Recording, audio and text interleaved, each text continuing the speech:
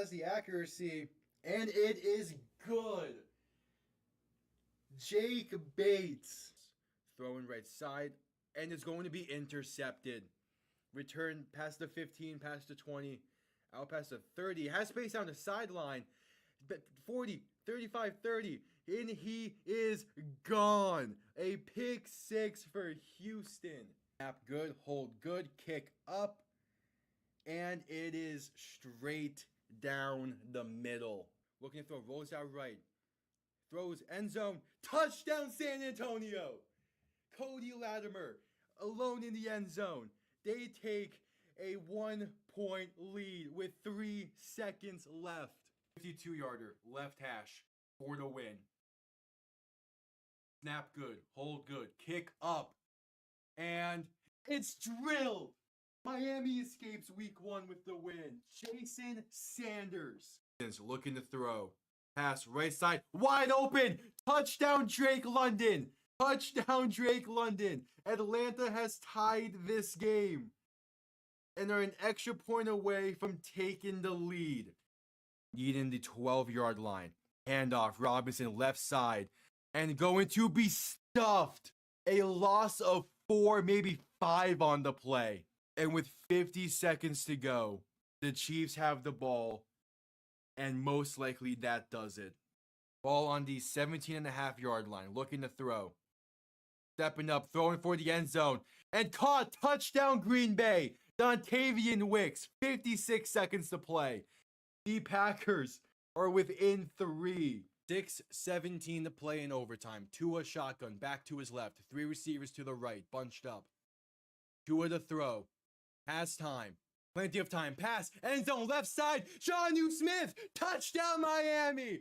They're gonna win. Let's go, baby. Here, back behind him. 3 receiving options to the left. Gonna send Smith in motion. Toss left side for Saquon Barkley. Good blocking and room to run. Pass midfield, spinning his way.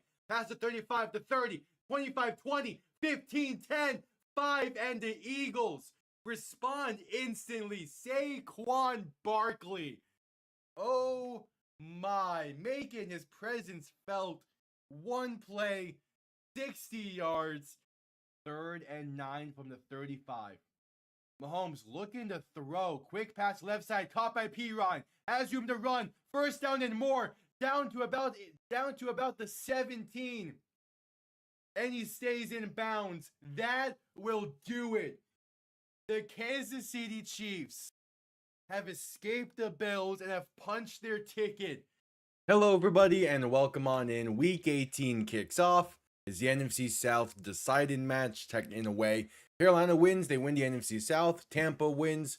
It's going to come down to tomorrow's game between the Saints and Falcons. But welcome on in. It's a raining one in Tampa, Florida for this one. Storm is moving in off the coast right as this game is kicking off. So we'll see if there's going to be a delay and kind of what's going to happen with that. I don't think there'll be a delay, but it's Florida weather. You never really know. Luckily, again, South Florida's been great the past few weeks, but it again, storms coming in. They make things a lot more interesting. Gonna really depend. We're gonna really make the ground game more of a factor in this one, so that's gonna be very interesting. But yeah, we shall see.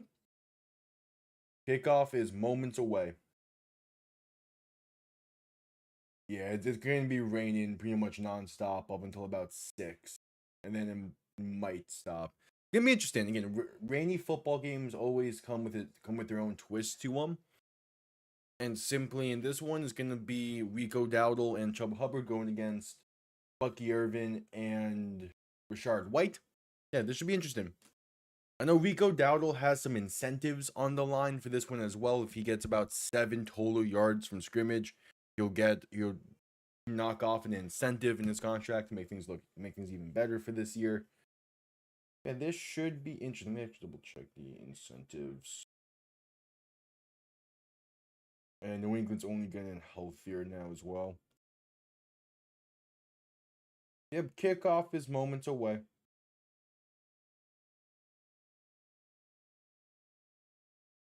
Yeah, Breece Hall is downgraded to out for tomorrow. There they go. Yeah, Rico Dowdle needs 7 total yards to get a $1 million incentive.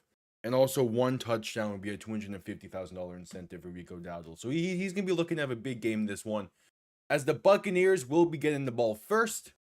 And yeah, it's a very rainy day in Tampa. All right, this kickoff is underway. The Buccaneers will return this one from about the 7, base up past the 20, past the 25 to about maybe just at 25. That's where things will start. Buccaneers have won 1 of their last 8, including losses in 4 straight, including a very tough one against Miami last week, with Baker throwing 2 interceptions in that game. Right, it was 2. Yeah, and then there was another turnover they had. Yeah, we'll see who wins the South. As there's already a Buccaneers still to get up after the kick return. That is not a great start for them.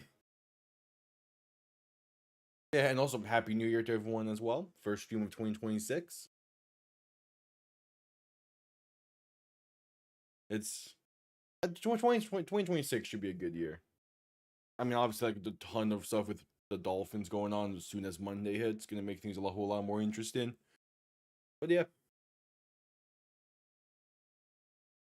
So we're going to a commercial break for the injury timeout. That's Anthony Walker. Yeah, former Miami Dolphin, Anthony Walker, still to get up after the kick return. Okay.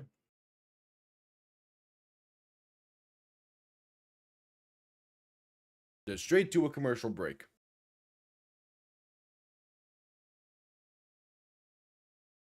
Yeah, okay, so they'll start from their own 26.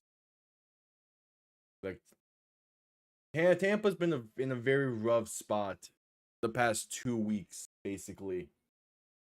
Again, they started the season off fantastic, and then kind of just a massive fall off, and hopefully they can right the ship.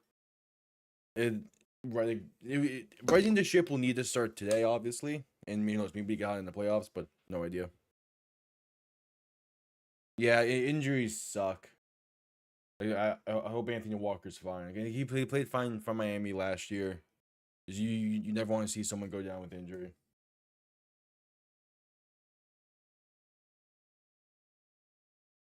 Yep, at commercial break.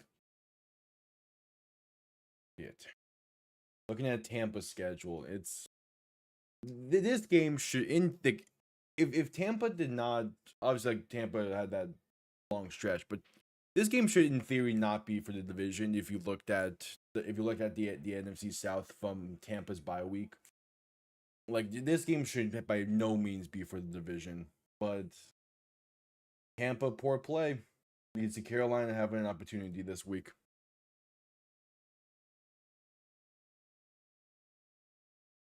All right, just coming back from commercial break. Walker is up and walking to the sideline under his own power, looking good. Nice fast pace on that walk to the medical tent. That's good. That's a good sign.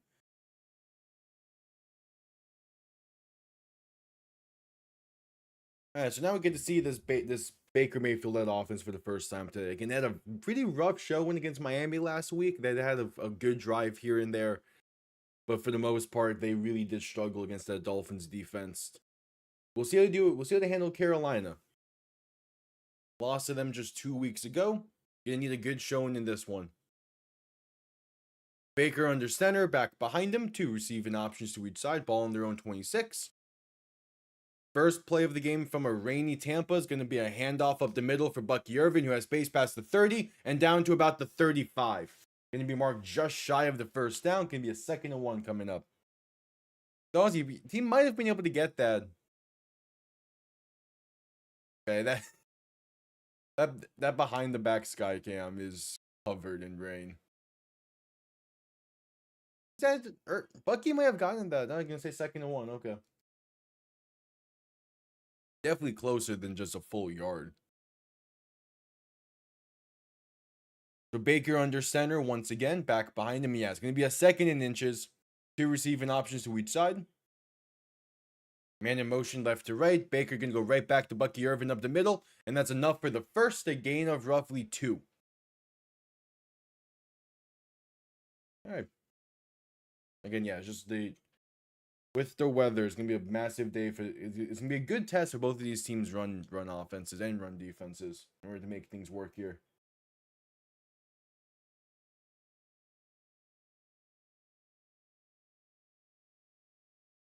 Oh yeah, that storm map is not looking great. Okay. Baker under center, back behind him, two receiving options to each side, tight end in motion right to left. Play action looking to throw. Baker pass right side, going to be caught up to midfield for Mike Evans. All right, solid opening drive so far, but again, opening drives probably should always be relatively solid.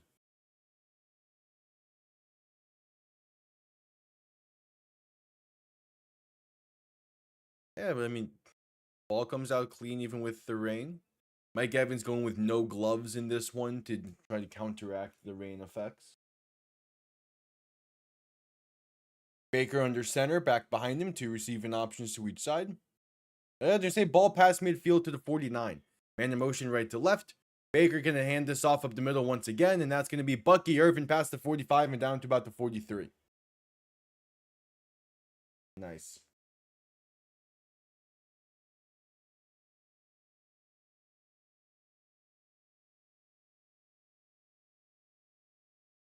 Yeah, this Tampa run game, you're going to need to have a much better showing than they did last week.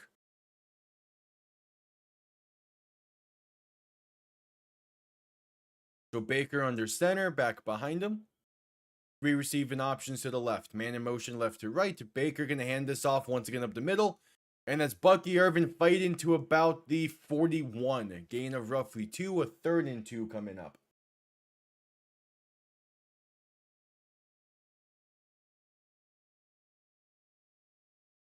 .12 minutes of play in the first quarter.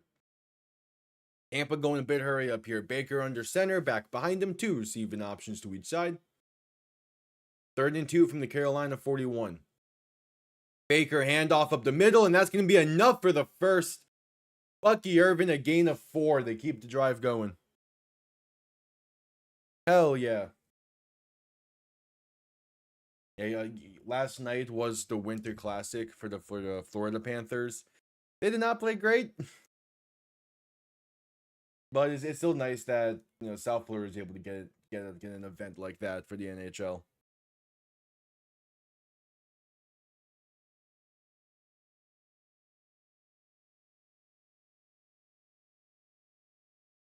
All right, 1st and 10 from the Carolina 37. Baker under center, back behind him, 3 receiving options to the left. Baker play action looking to throw. Has some time, stepping up, rolling left, gonna take it himself. Up past the 30, lowering the shoulder and getting down to the 28. It's a pickup of 9 for Baker on the scramble. And he's up and instantly talking shit.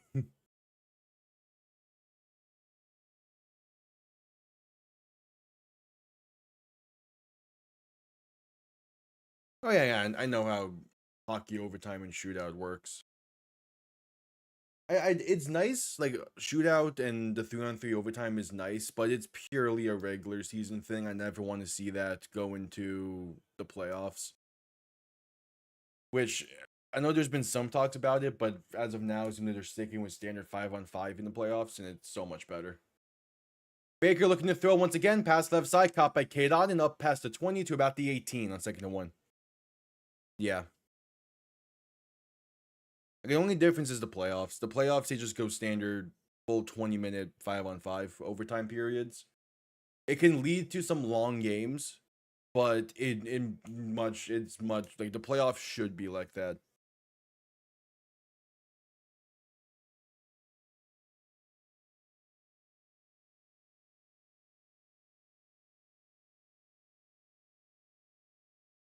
Baker in shotgun, back to his left, 2 receivers to each side, ball in the Carolina 18. Baker looking to throw once again, pass over the middle, wide open, Cade Otton. The Buccaneers strike first, a fantastic opening drive. With 9:31 to play in the first, the Buccaneers find the end zone on the opening drive. All right, 18-yard pass from Baker to Cade Otton. Again, they had a fantastic first drive of the game against Miami last week, and then they proceeded to not do a whole lot offensively throughout the rest of that game. So again, consistency is going to be key. But hey, really solid opening drive.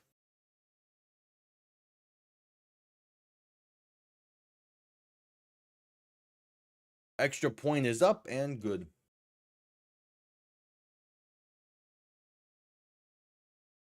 Yeah, hell yeah.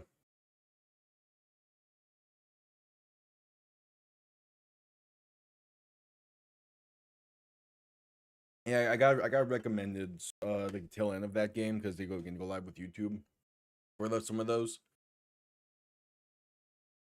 But I was like, not necessarily scrambling, but I was like getting stream set up, so I didn't really have time to catch the tail end of it.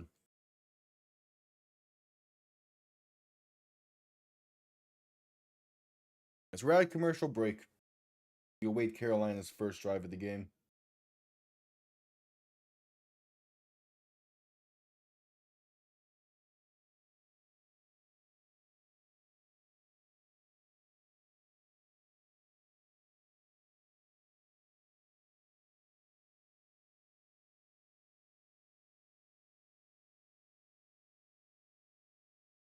At commercial break.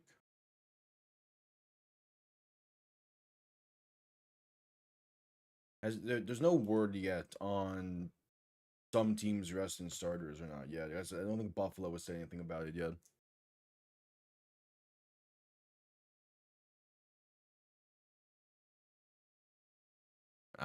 Yeah.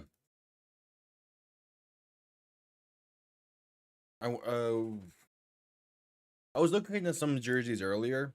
They just didn't have any that would like really caught my eye. The closest was that at the store they had a Jerry Rice throwback 49ers. But I was not gonna get one because they were doing a buy one get one half off sale. Gonna find a second one I wanted, so I was like, man, whatever. I'll wait.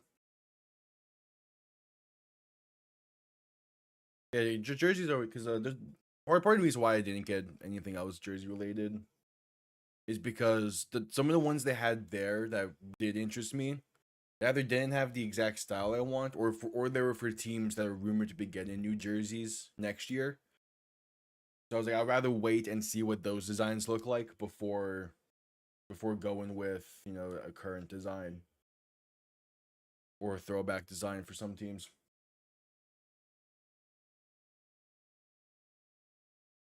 Yep, just coming back from commercial break. We'll see Carolina's first drive for the game here.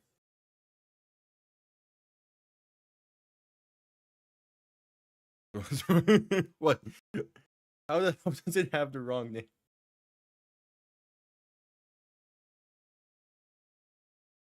Oh yeah. Torrey Horton got injured a bit ago. It's just for as good as he has been this year, or he was this year, he's just not high enough on the depth chart that really gets reported about. Kickoff underway, going to be down in the end zone for a touchback. Carolina will begin from the 35. Yeah.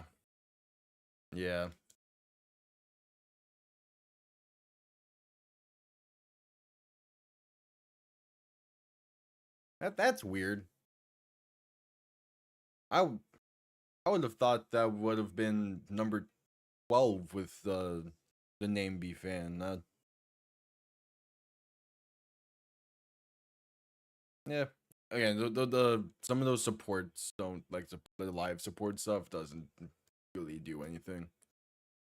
It's weird. All right, Young under center, back behind him too, receiving options to each side, making adjustments at the line. Young gonna hand this off right side, and that's gonna be a loss of about 1 on the opening play of the game for this Carolina offense. I believe that was Rico Dowdle on the carry. That's that's weird.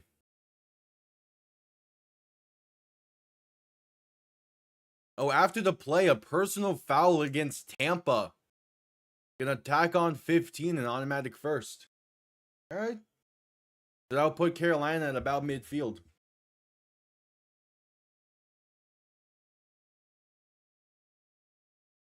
Is there...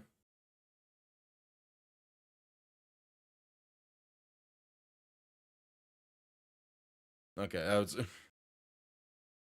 We're fine. Cool, cool.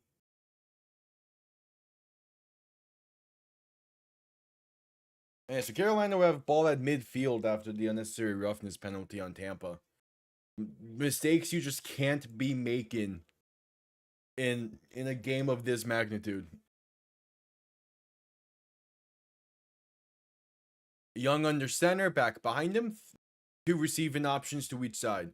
Ball on midfield, man in motion right to left.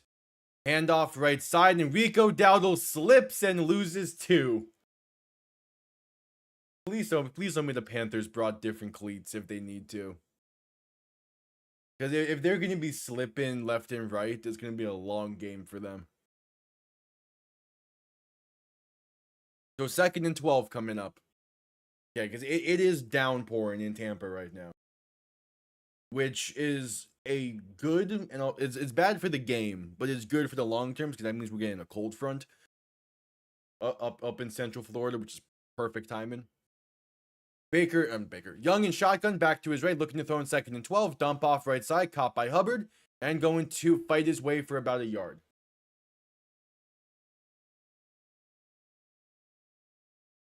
Fanatics is a pretty stupid setup site.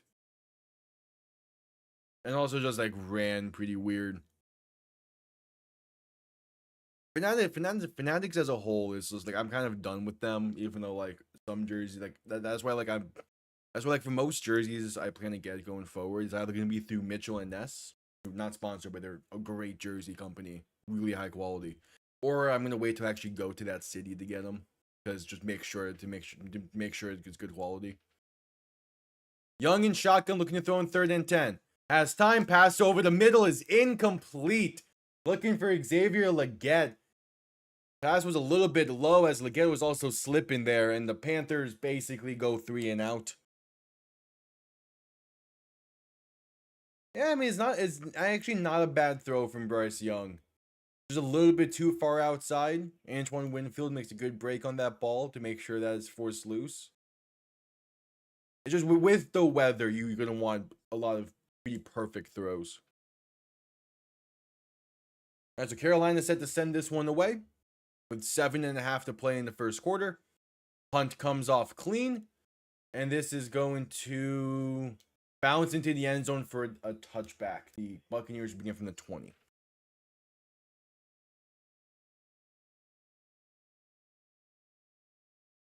Yeah. But yeah, that also just describes Fanatics as a whole.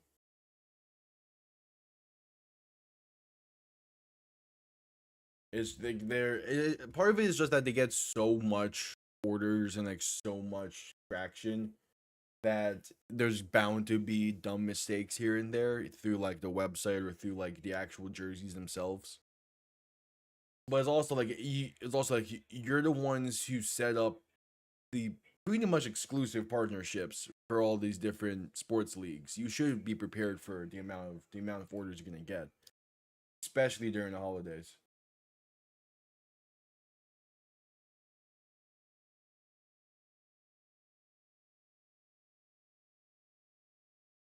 Yep, add commercial break.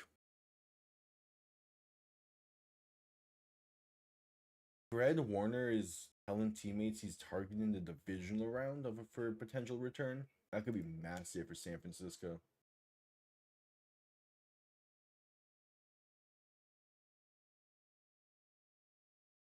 Nice.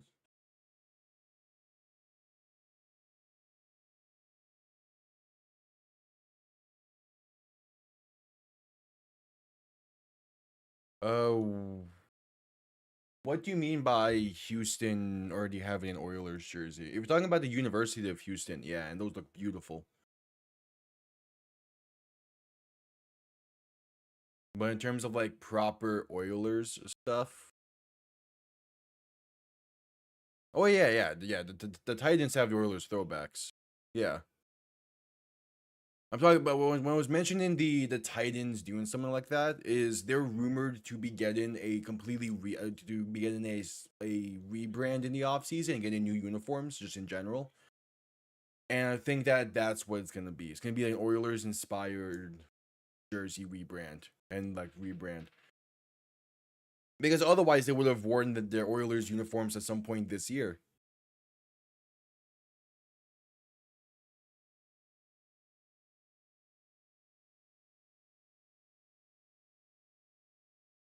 I mean, in theory they could, but there's a lot of legal stuff that's going to go into that. I am excited to see what the new rivalry is going to look like next year. And also what the 49ers rivalry uniform is going to look like tonight. Baker handoff up the middle for Rashard White, going to get about 2. That's how we begin the drive.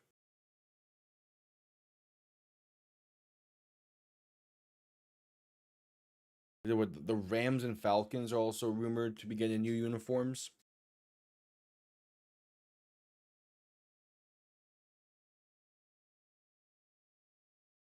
Yeah, they don't own the colors. But again, when the University of Houston unveiled their Oilers-inspired alternates, the Titans did get pissed off and forced some minor changes to make sure that it was different enough. So I can see the Titans doing the same thing for the Texans. Baker pass right side, going to be caught by Cade Otton at about the 25. So it'll be a 3rd and roughly 5 coming up.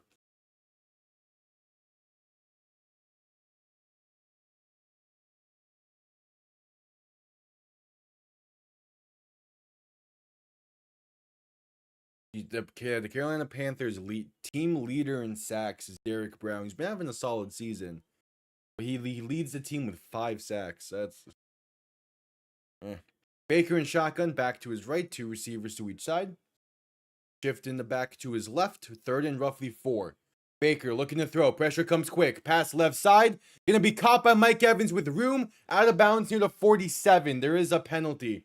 We might be tacking on some more to this one.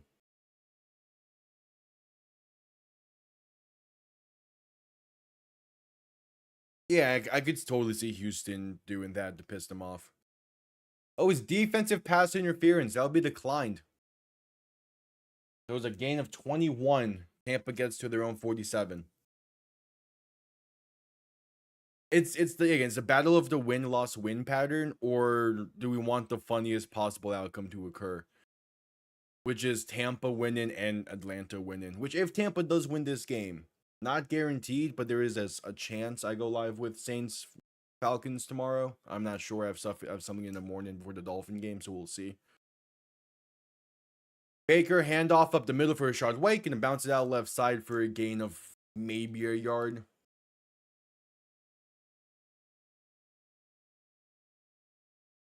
5.5 to play in the first.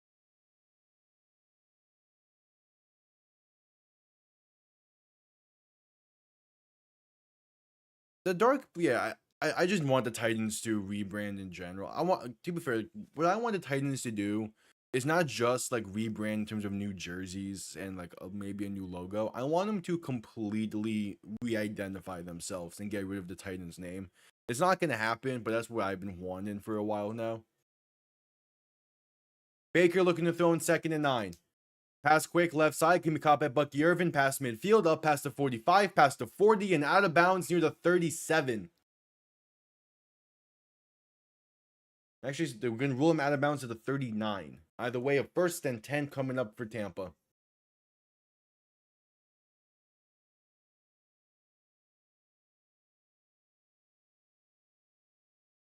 All right.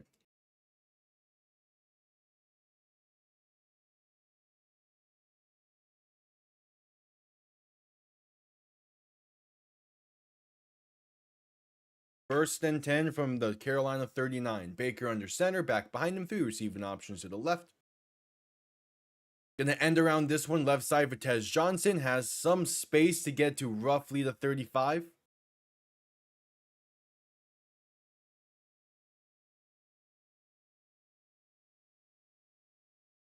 Yeah. It is probably just like the tail end of it. By the way, entering the new year sick is terrible. I hate that. But yeah, it's probably just the tail end of it. I mean, well, yeah, like by just sitting in bed all day, it means most of your energy is going to fighting off the sickness. So, Baker play action, looking to throw in 2nd and 5. Has space, gonna take it himself right side. Trying to get room up past the 30 and out of bounds near the 27. And there's a penalty down after the play between. Not sure who this is on, as both Baker and I believe Mike Jackson is just shouting at each other after a hit along the sideline there. We'll see.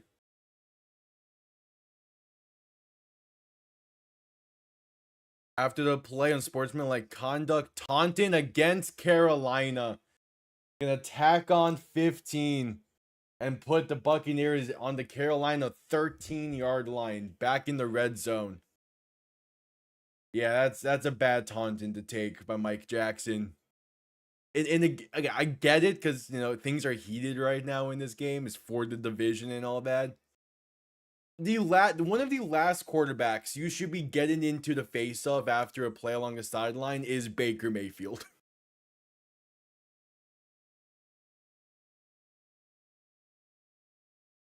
Hey, not throwing up is good.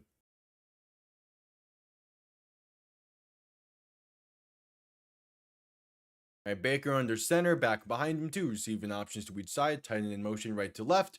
Baker bobbles the snap a bit, gonna roll to his right. Still looking. Pass back, left side, wide open in the end zone, is off the mark and incomplete. Looking for Payne Durham. He had him wide open in the left corner of the end zone. If it's not raining, that's probably a touchdown.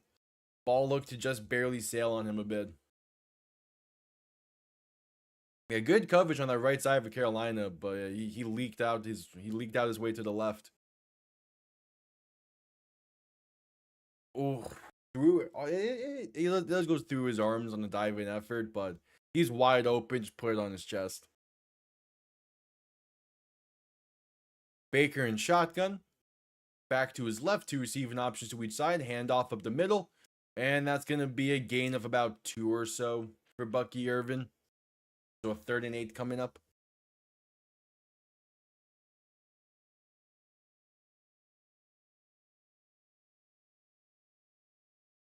Hopefully it was just caused by the tail end of being sick.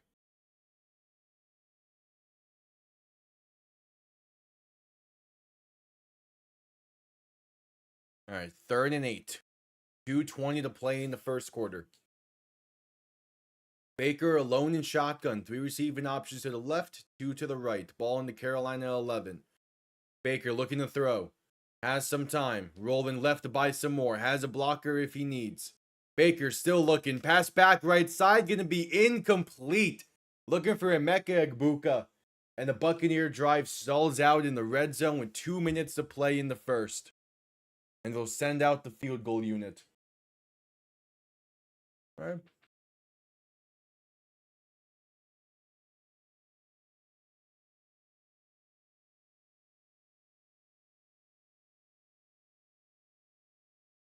Yeah. I was like, I've stopped trusting like indoor pools, hot tubs, or like water parks. 29-yard field goal from the right hash is up and good. Right before COVID hit, we took a Christmas trip to Boston, and the hotel we stayed at had an indoor pool. Got the flu from it. Felt terrible the entirety of January. So I'm not going into indoor water stuff ever again. Yeah. So I say the flu for that because that's all that's. I mean, that's most likely what it is, what it was. But like, we still firmly believe that because of like, instead of the flu, that it was COVID, and that I quickly got like the antibodies and stuff from it, because that like later on that same year during football, my during football, like our football season got postponed and canceled like twice because of COVID outbreaks amongst the team, and I was close proximity in both cases, and both times I felt nothing. Like, I was completely fine. Yeah, so it's like it's not like it's not official, but it's, yeah, we believe that's what it was.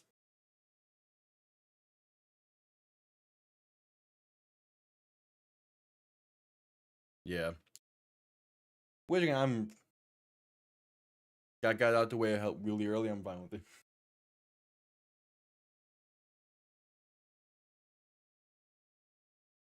Yeah, it's the standing up too fast has gotten me like has made me dizzy a few times in the past, but it's never like never like that.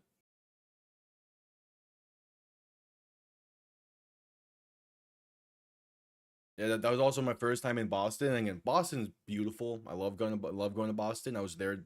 Uh, it's weird to say this past year since now we're in 2026, but like a few months ago, back in May, I was there again. I love Boston. It helps that like it's still like for as for it being a very populated northeastern city, it has remained true to its historic roots better than most. So like it's still like, just walking around and seeing like all the stuff they have set up for like the history of Boston. It's nice. It's like I like New York as well, but I think I prefer Boston just because of how much more it leans into its history.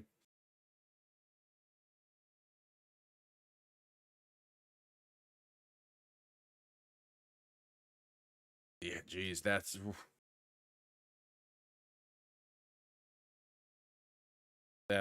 rough. And just coming back from commercial break, kickoff underway. Going to be out the back of the end zone for a touchback. Carolina begin from the 35. Yeah.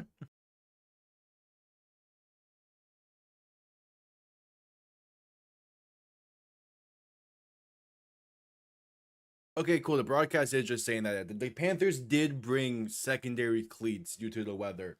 Beautiful. Hopefully not as much slipping going on from the running backs now.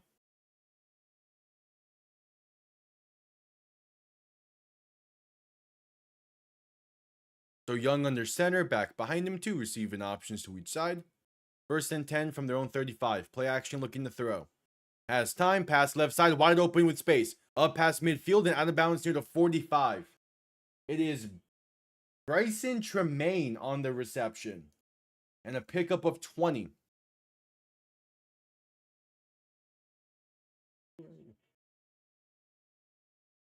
Rookie out of Stanford? Okay.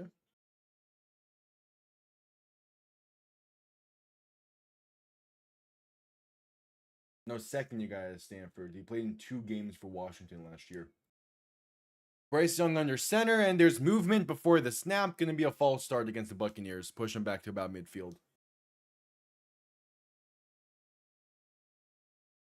Is he playing tonight? No, he's still not. Okay. Robert Hunt. How many games has Robert Hunt played this year for Carolina? That was their one of their big signings like last year. Oh,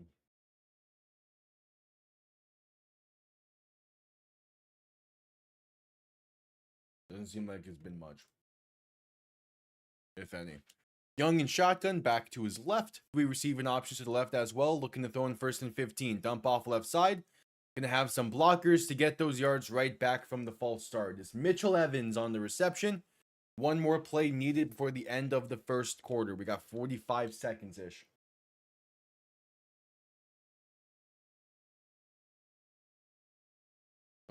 You go to get ice cream is making me want to get some Italian ice soon. Go to Jeremiah's. What do you mean? I'm the opposite. I like the bigger containers for stuff with smaller spoons. Young and shotgun, back to his left, 2 receivers to each side. Handoff up the middle for Rico Dowdle is gonna get a yard, maybe. They might rule again. Yeah, they're gonna rule it a gain of 2. And that'll be the final play of the first quarter. 15 minutes in the books. Tampa leads by 10 with a battle for the NFC South division on the line here, partially. We've reached the end of the first quarter. Yeah, I like the smaller ones aren't bad. Like they're still the same ice cream either way. It's just I eat a lot, so It's better to get the bigger ones for me. Although I don't really eat ice cream all that often. Yep, add commercial break for the end of the first quarter.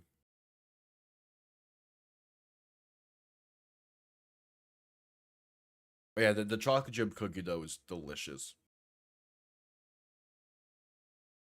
It might be my favorite. It's been a while since I've had Ben and Jerry's. Typically, we get the lactate ice cream because most of my family is lactose intolerant. But when I do get Ben and Jerry's, I do like the chocolate chip cookie dough. Oh wait, what? Oh, is this a real report?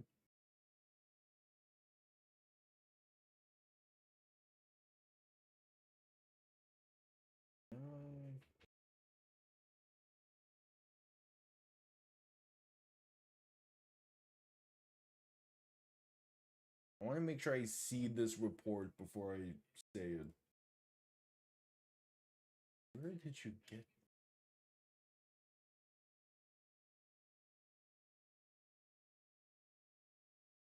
Doesn't, yeah, no, I can't find where this is apparently reported from. Nice. I don't think I've had that flavor from them. Yeah, typically once I find something I really like, I don't really deviate from it. I mean, I do occasionally for some things, but especially like certain foods that I don't have all that often. Like, yeah, why bother? Ooh, that does sound pretty good. Like it, up in the college setup, there's a ton of places I've been meaning to try. The issue is they're right by other food spots that I love, so I can't like I don't deviate like that like that, and it's weird. And I need like it's like I need an excuse to try something like that. I just have not found that excuse just yet. Bryce Young in shotgun, back to his left, two receivers to each side from 3rd and 8. Pressure comes quick, pass right side, gonna be incomplete. Looking for Ted McMillan, and it's a 4th and 8. The Panthers drive once again stalls out at roughly midfield. Tough start in this one for Carolina. Bounces off the hands of Ted McMillan.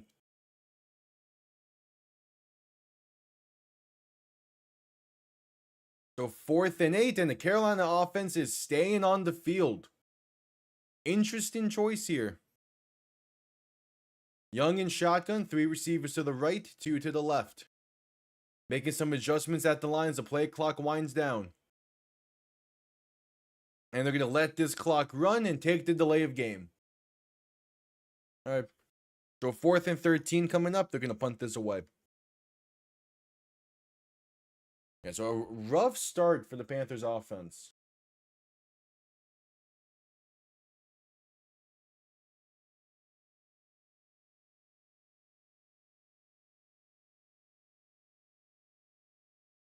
All right. 4th and 13.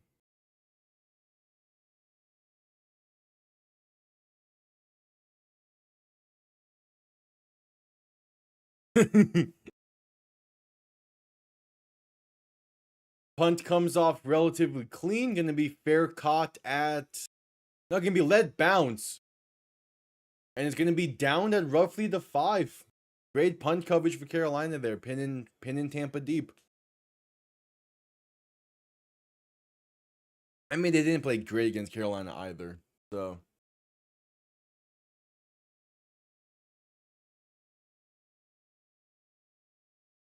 yeah, the Panthers interchanging wins and losses since week 7.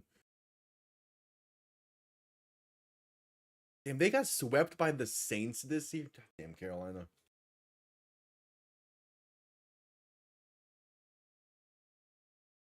All right, Baker under center, back behind him. 3 receiving options to the right. Man in motion right to left. Handoff up the middle for Bucky Irvin's going to work his way to about the 9-yard line. Yeah.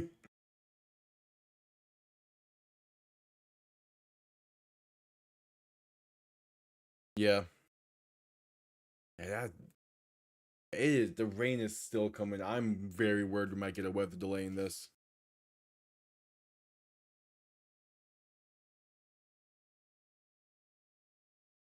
Yeah, the rain map is showing that we kind of just entered a rough patch of this storm. All right.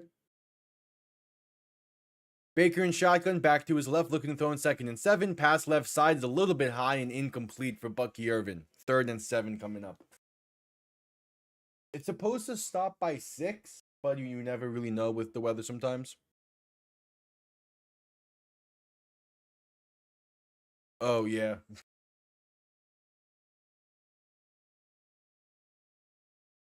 But still, like, one outlier doesn't fully and like, look how the Steelers have been playing. I've been playing for the past stretch or so. Nah.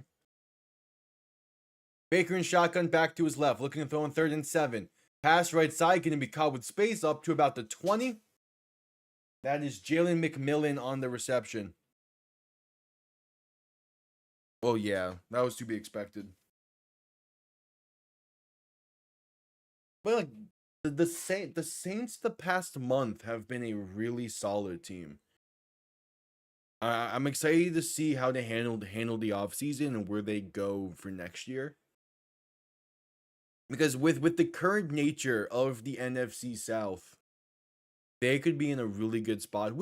I know there's some combination of wins and losses over the next 2 days, but I will put the Saints as the 2nd place team, apparently, in the South. Toss right side for Rashard White, and get about 2. Oh yeah, and that insane way the Cardinals lost. That they have. And then the Rams lost to the Falcons out, yeah. Yeah, just that 4th quarter alone for the Cardinals in that game is proof enough.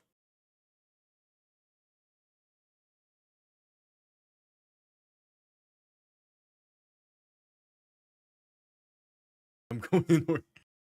Baker in shotgun, back to his right, 2 receiving options to each side, 2nd and 7, looking to throw. Has some time, pass right side, going to be short-armed and incomplete. 3rd and 7 coming up. Yeah, it's seemingly about to end. I'm not willing to fully say that just yet because of how Tampa has been playing the past 2 months. And also the fact that they can still technically win the war in the long run with the Falcons winning tomorrow.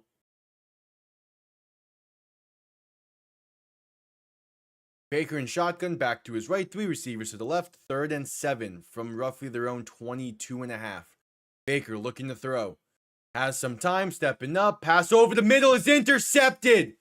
Return inside the 30, 25, and down to about the 20, maybe the 19. Baker.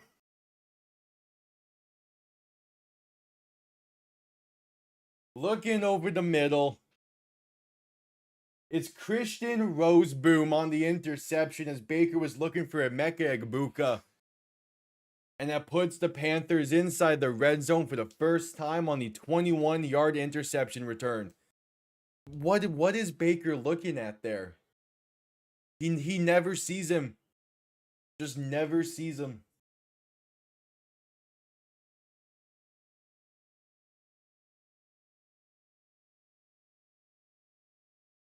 Pretty much throws it in the pass. Pretty much just Roseboom's pretty much just standing in the passing lane the entire time there.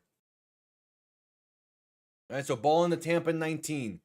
Young in shotgun, back to his right, 2 receivers to each side, man in motion right to left, gonna look to throw. Young, some time, pass right side, caught by McMillan, gonna get inside the 10 to roughly the 9-yard line, should be enough for the first, and a 1st and goal coming up for the Panthers. Yeah. Yeah, but that's a good outlier. Because the 49ers losing is good for Seattle. So Seattle still technically won in that instant.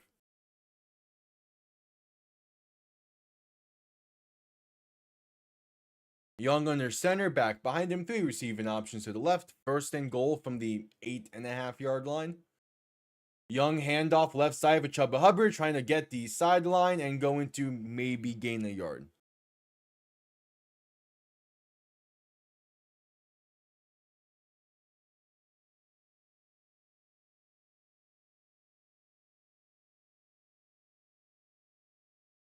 The Buccaneers have allowed a red zone score on 21 of last 22 drives. Crazy. Young under center, back behind him, 2 receiving options to each side. Man in motion right to left. Young, play action looking to throw. Pass right side is caught, and it's a walk-in touchdown for Carolina. They capitalize off the interception and make this a 3-point game. It's Tommy Tremble from 8 yards out. So 10:50 to play in the first half. This game's potentially within 3. Yeah, it is downpouring in Tampa right now, and it's going to be for another 40-ish minutes, if not more.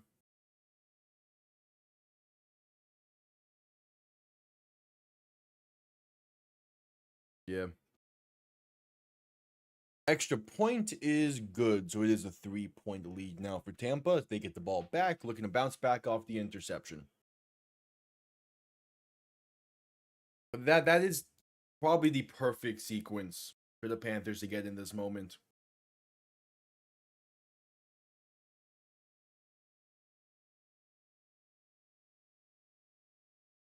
As we head to commercial break.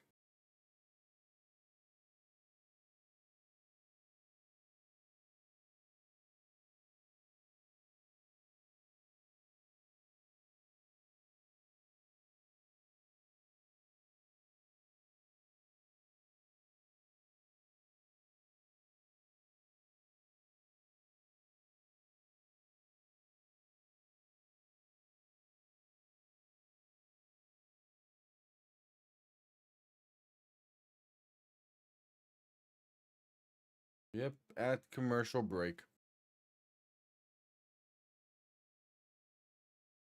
Yeah.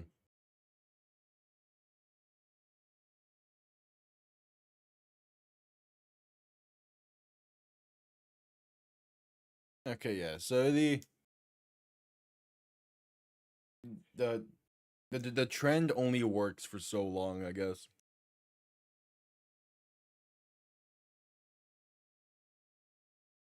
But still, it's just fun. It's fun to look at that kind of stuff.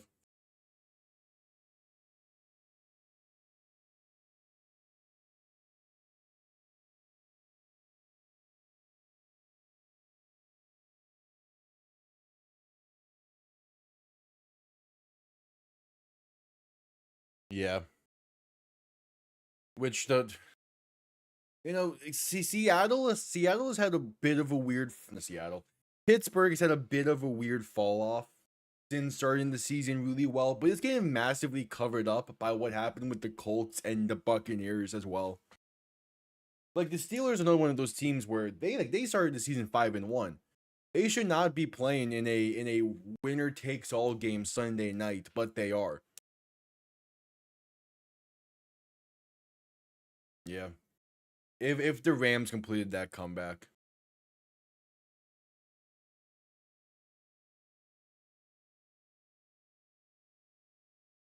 All right, just coming back from commercial break.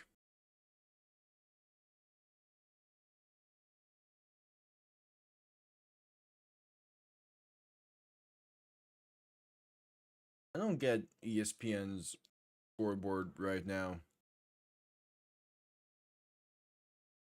I guess because it's on ABC, that's why it's weird like that. Kickoff return beginning from the 5, and the ball comes loose. Sean Tucker fumbles. Who has it? There is also a penalty down.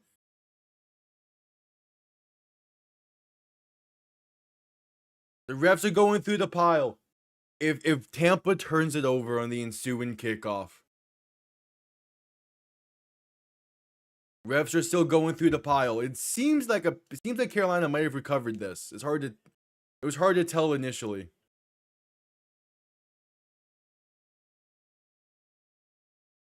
Tampa saying it's theirs, Carolina saying it's theirs, and there's the ref saying Tampa ball. Okay.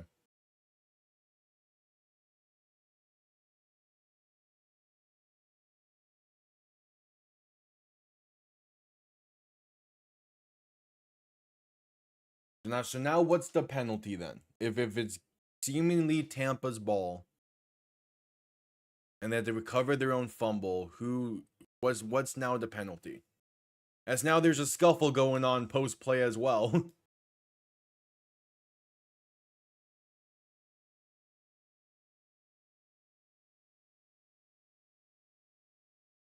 Yeah. So yeah, that's totally how it works. It's a block in the back against Tampa. So they're gonna push them back. And it'll be their ball at their own 15. Yeah, there's the fumble. So it's definitely a fumble. And then it seems like Tucker himself recovered it. It was, yeah. I mean, he hits Sean Tucker's hand. Like the rain definitely played a factor in that.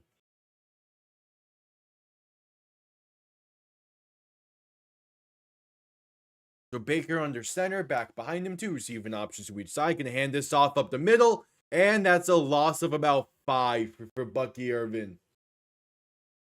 Not even a chance for that player to work. Yeah. There's a good bit of what I've had to do for college so far, like project wise, has been like correlation against causation stuff because it's so much easier for me to think in football terms. Baker and shotgun back to his right, 3 receiving options to the right as well. Ball on their own 11, gonna hand this off up the middle once again for Bucky Irvin. And he's gonna fight his way to get those yards right back. He lost on first down. Will be a 3rd and 10.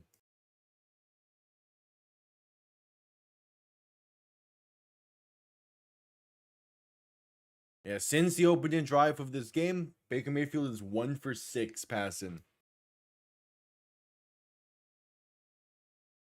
That's why opening drives can only tell you so much about how the game will play out. 9.5 to play in the first half.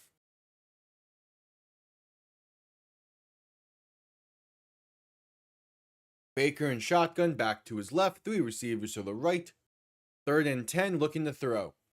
Baker dump off right side for Rachaad White, has some blockers, gonna work his way past the 25 to the 27. It's enough for the first. They keep the drive going. They're gonna rule him down at the 26. Either way, it's a first down.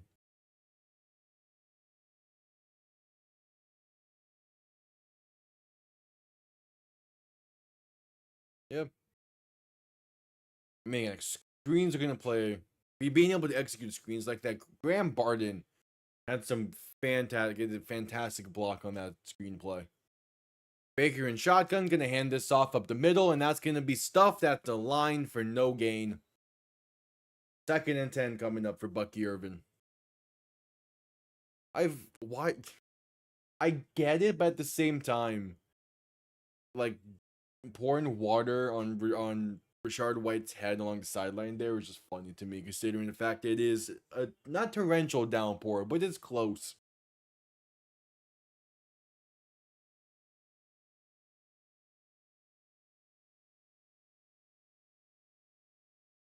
Baker and shotgun.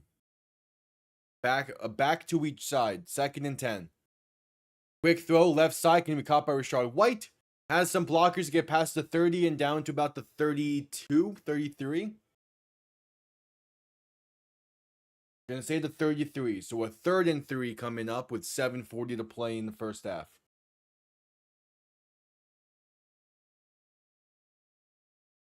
And the clock continues to roll.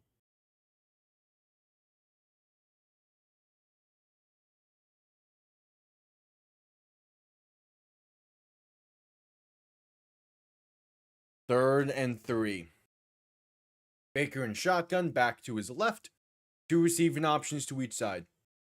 Looking to throw. Baker rolling to his right, buy some time. Pump faking, avoids one man. Gets the first and more past the 40 and sliding down to the 43. Maybe the 44. It's an 11-yard scramble for Baker Mayfield to keep the drive going.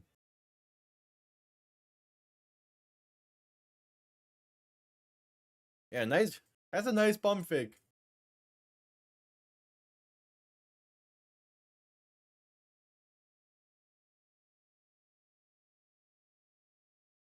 Baker under center, back behind him, 3 receiving options to the left. Ball on their own 44, man in motion left to right. Baker, handoff right side, and he slips and is tagged down at the 40. It's a loss of 4 for Sean Tucker. Kind of seems like Baker might have accidentally dragged him down there on top of it because of the weather. Yeah, it's... Baker Mayfield accidentally shoulder checks Sean Tucker as well on that one. Baker tackled his own man. So 2nd and 14, 6 minutes to play in the half. Baker in shotgun, back to his right, 2 receiving options to each side. And the ball slips out of his hands, and Baker's gonna lose 2. Was looking for a quick pass left side, but the ball is, again, it's downpouring, so the ball slips out of his hands. He picks it up and runs for 2. So a 3rd and 16 coming up. Yeah, that ball just... it's just... That's... Yeah, it just completely slips. And he instantly throws that ball to the sideline. As it's just too wet at this point.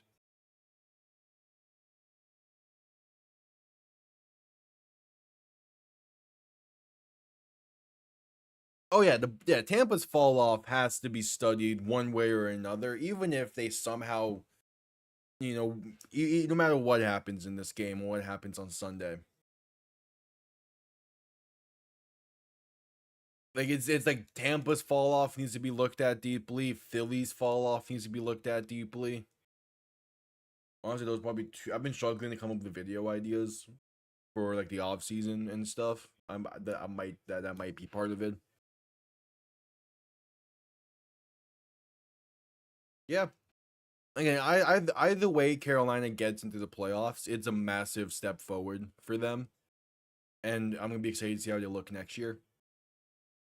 Baker in shotgun, back to his right, 3 receiving options to the right as well.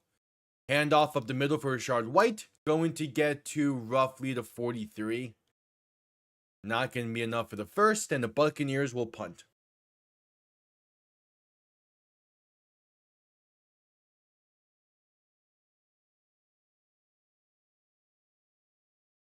.445 to play in the first half.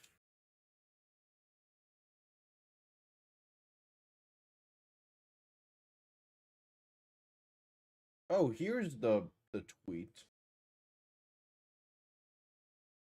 League sources tell Deanna Rossini that the Raiders would be open to moving on from Max Crosby in the offseason. Punt comes off clean, can be returned from the 12, gets up to the 16.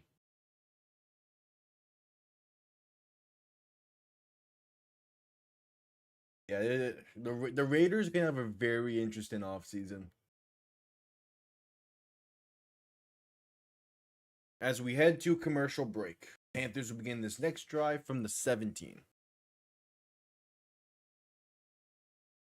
Yeah, the Raiders offseason is going to be one to keep an eye on for sure. There's going to be a ton of rumors and a ton of stuff going on there.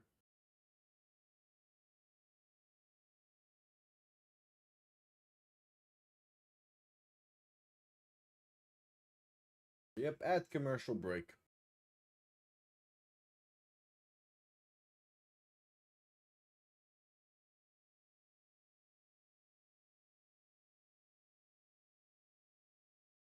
Oh yeah, there's a ton of upset players right now. It's all going to be interesting, and I already know because it happened last year. I already know that I'm gonna be like that when like during the summer when I begin work on the divisional like off season recaps and all that stuff. There's gonna be like I'm gonna make the AFCs. I'm gonna make like I'm gonna make whatever division video early on, and by the time I get done with all that, the division's gonna look completely different.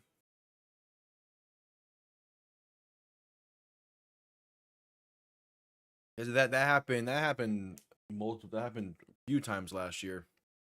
But that's kind of that's what happens when you try and make 8 weeks worth of content like that. Right? Is it 8 I do, or is it? I'm trying to remember now what my schedule is. Yeah, I think it's actually like a month worth of stuff. What sucks is we don't know the UFL schedule, so I can't actually like properly say what that time frame is gonna be. Hopefully, we'll find out soon. We're supposed to be getting some more news this month after we got all the head coaches by the end of last year.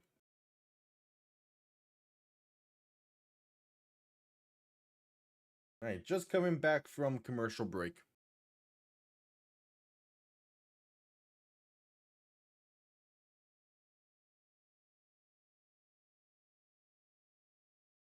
Young under center, back behind him. 3 receiving options to the left. Hand off right side. And a fall forward for a yard for Rico Dowdle. All right, he is now 6 yards away from getting his incentive.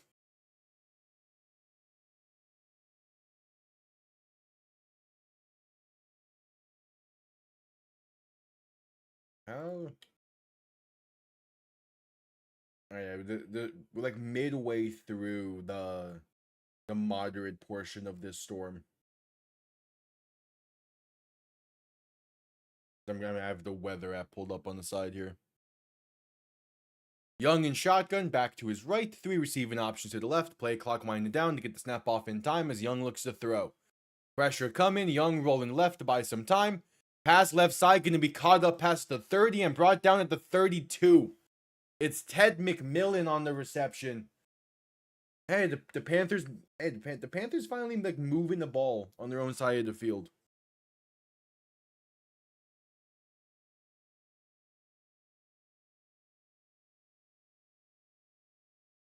Nice job working back towards the line of scrimmage to make sure he has better positioning on that ball.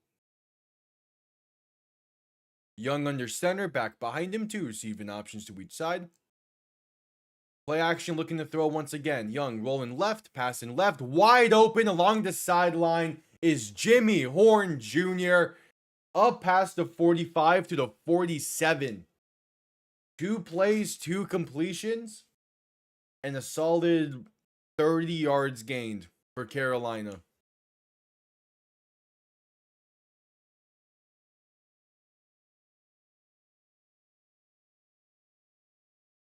Two and a half to play in the first half. Final play before the 2-minute warning. Young under center. Back behind him, 3 receiving options to the right.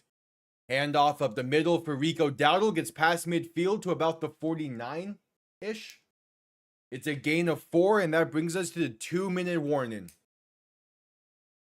2 minutes to play in the first half in this 3-point game to decide the NFC South. Tampa leads, but the Panthers are driving. Rico Dowdle is 2 yards away from his $1 million incentive.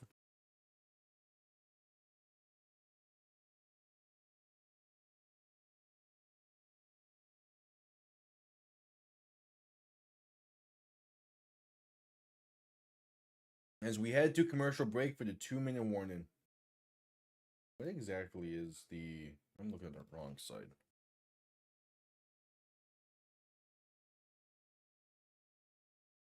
Track. What is the incentive cause? 1,350 yards from scrimmage is the incentive he's going for. I believe he's also 1 touchdown away from that 8 total touchdown incentive. Yeah, Rico Dowdle will have good money on the line here in this one.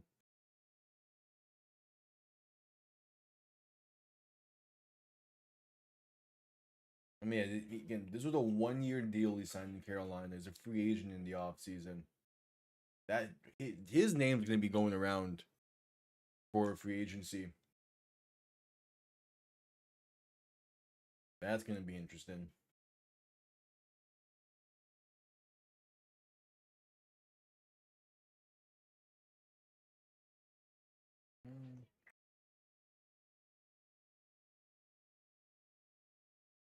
That was before this game. Yeah, it's just 2 away.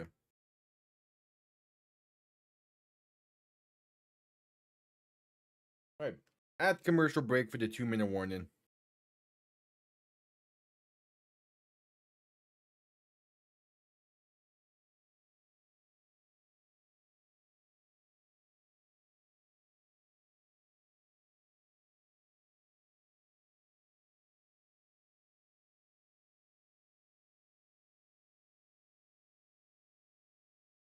Just getting back from commercial break.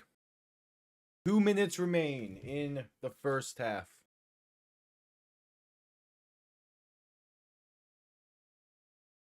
Again, Carolina wins. They win the NFC South. Tampa wins. They're going to need the Saints to win tomorrow for them to win the South. And yep, a week from today begins the wild card round.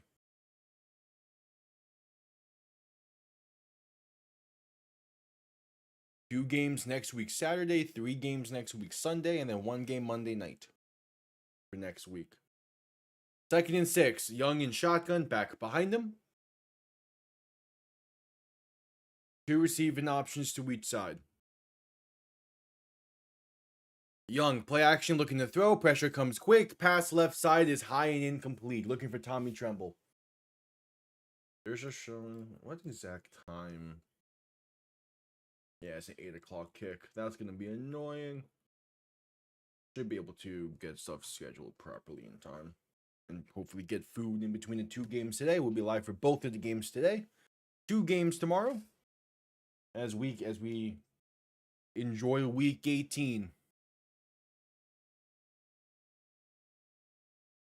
Young in shotgun, back to his left. 3 receiving options to the right. 3rd and 6 from the Tampa 49. Play clock winding down to get the snap off in time as Young looks to throw. Pass right side is intercepted at the Tampa 42. It's Jacob Parrish. And the Buccaneers have a chance to extend this lead before the half.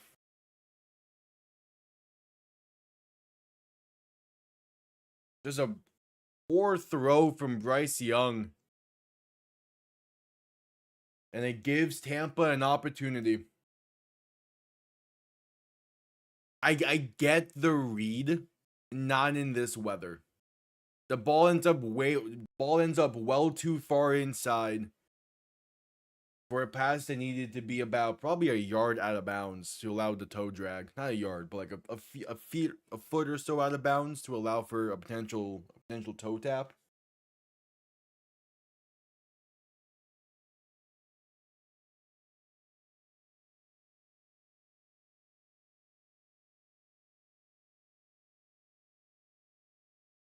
But yep, Buccaneers with the interception. Let's see what Baker can do from their own 42. And just needing the field goal at least.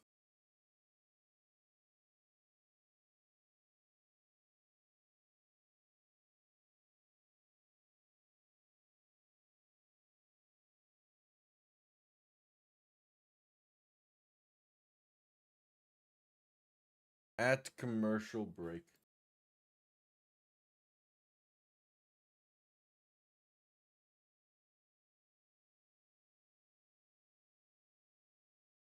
A minute 51 to play in the first half.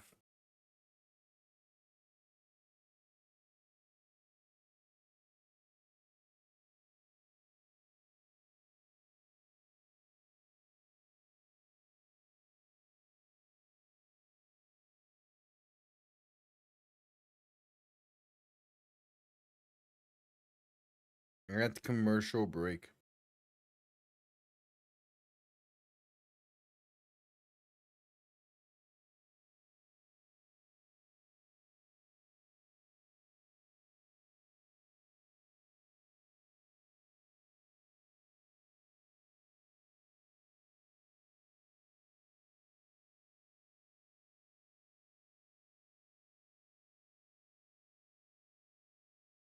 Yo, what's up, T-Fox? How you doing?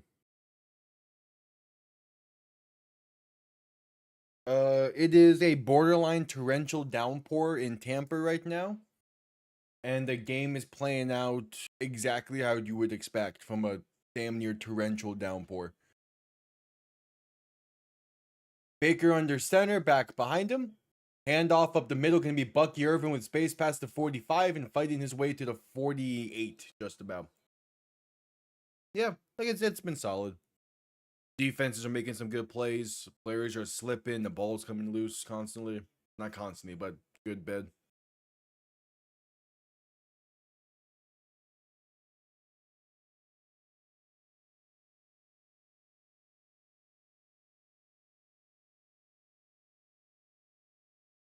So 2nd and 3 from their own 48.5. Baker under center. Back behind him, 2 receiving options to each side. Handoff right side for Sean Tucker is going to lose about 2.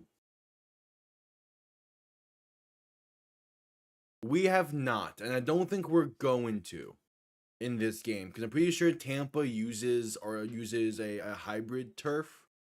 So it's part artificial, part natural. The reason why that happened in that 07 game between the Steelers and Dolphins is because Pittsburgh uses a completely natural grass. Or at least they did back then. I'm not sure if they still do now. Yeah, Tampa does not use purely natural grass. Yeah.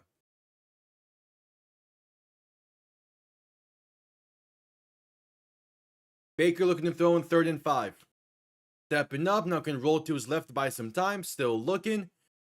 Trying to find space. Now looking to keep it himself. Now a dump off left side for Cade on. He gets past the 35 and down to the 32. Sure. Eight. How is there already 18 seconds left in this half? What the? All right, teams are not calling timeouts. Seems either. I lost. Not this. 18 seconds remain in the half. Did he? No, he's behind the line there. That's a nice play from Baker Mayfield. Creating with his legs to be able just to buy enough time for Cade Otton to just find a way to get open somehow. So 1st and 10, play clock winding down, and the Panthers will call their first timeout. With 18 seconds to play in the first half, Tampa completely let the clock run.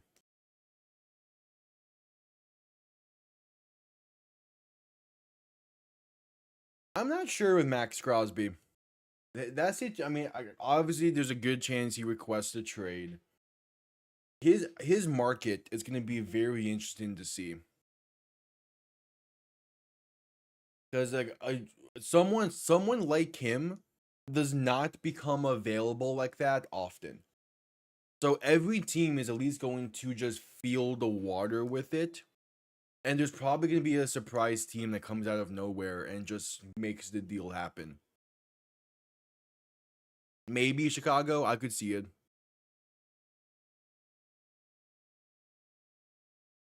Baker in shotgun, back to his left, handoff up the middle for Bucky Irvin, going to work his way past the 25 to the 24.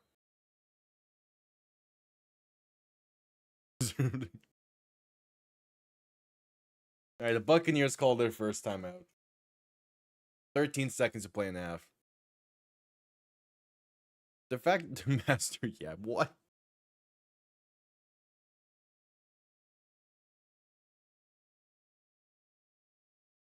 Oh,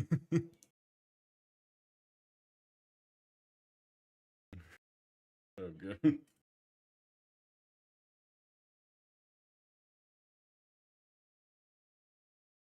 It's weird that Saints upset in the Falcons is how they're wording that. Is Atlanta really that big of favorites?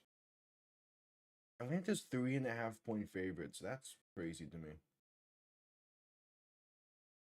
Baker in shotgun, back to his right, 2 receiving options to each side, 2nd and 3 from the Carolina 25. Handoff up the middle once again for Bucky Irvin. He gets down to the 20, enough for the first. And Tampa will call their second timeout with 9 seconds. The Yapper revolt. The Yote. Would that be? Would that be?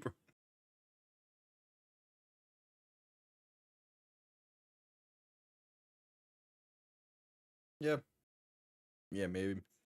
I don't know. Every time I hear Yote, I more so think of like the Jotnar or mythology head. So like, I like to me that's JHOT, but I think in this context YOAT Yote would make sense. Definitely makes a lot more sense whatever I'm thinking than anything I could think of. Baker and shotgun back to his left, the receiving options to the left as well. Handoff once again for a gain of about 2. And they'll call their final timeout with 5 seconds to play in the half. So out comes the field goal unit to make this a 6-point game. The Panthers do get ball to begin the second half. So they're going to be in a good spot to take the lead either way. Down by 1 score.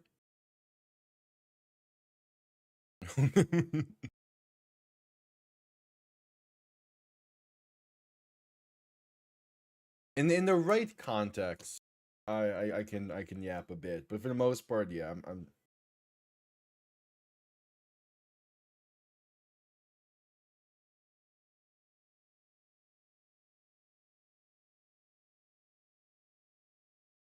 all right. 36-yard kick. The ball is centered well. Most likely the final play of the half. Kick is up. And it is right down the middle. The Buccaneers take a 6-point lead in the halftime. Even though there is technically 2 seconds left in the half here. There's also a penalty down as well. It's illegal formation against the Panthers. That will be declined.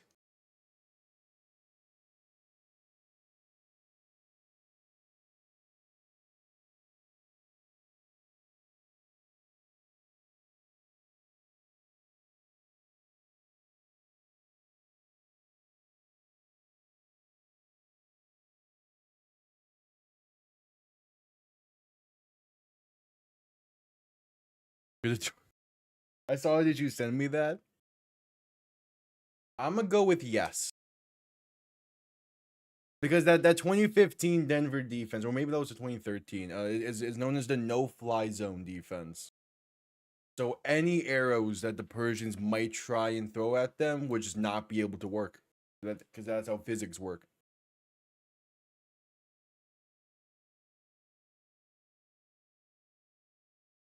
Also, what did you just send me? How did you find, how did they find this image? What?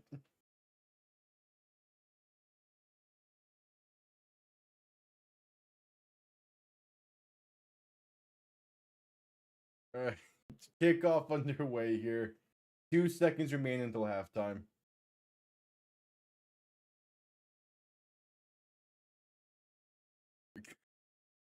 Kickoff gonna be out the back of the end zone for a touchback.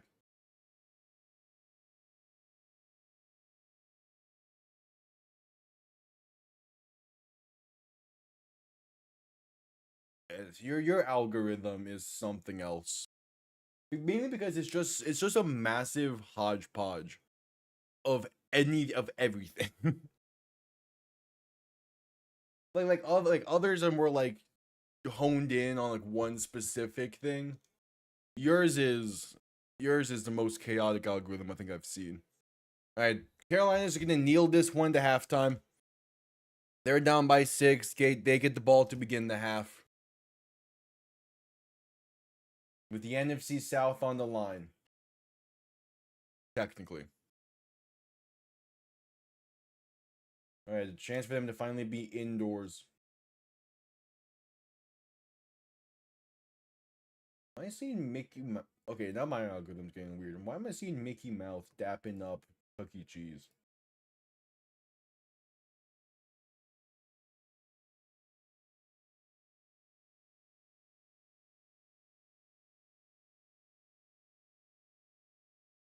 Yeah, it's a mess.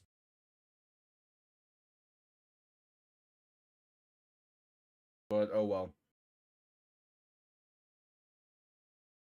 That is true.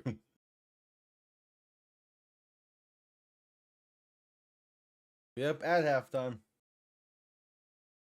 The Dallas Cowboys are expected to part ways with Matt Eberflus after this season. Not surprised by that.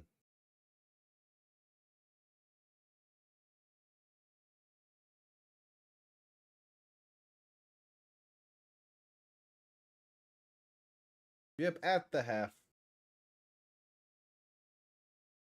One half of play to decide the NFC South.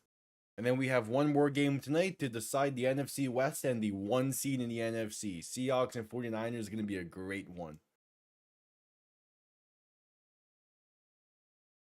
Hell yeah.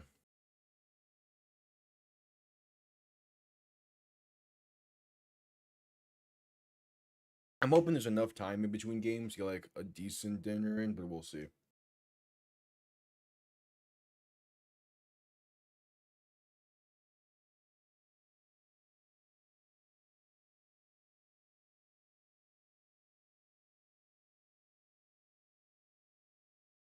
Yep, at the half.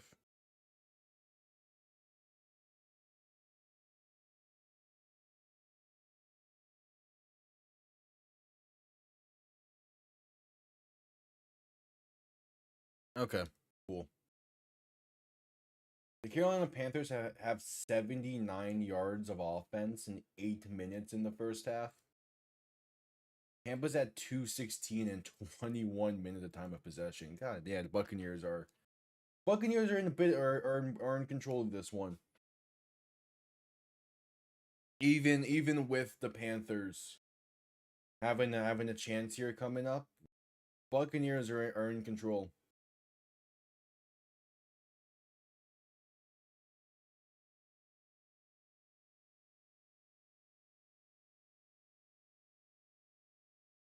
All right, that's cool.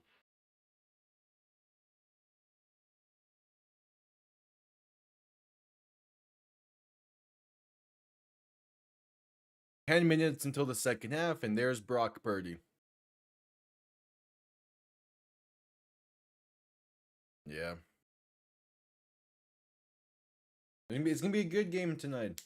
I'm also excited to see those rivalry uniforms in action for San Fran. So trying to find a logo to use for them tonight was not fun. But it's there. There's gonna be a rivalries logo for them.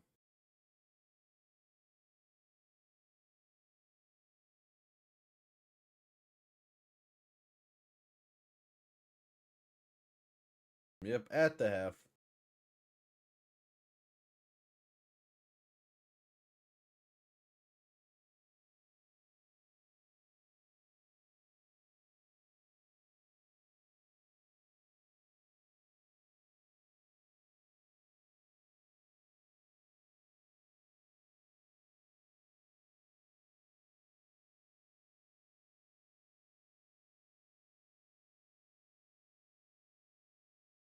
Just under 9 minutes to go until just under 9 minutes to go in halftime.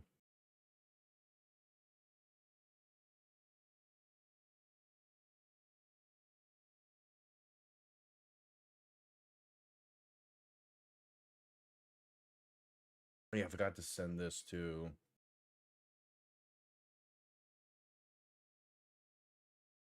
All right, cool. Damn it, another one.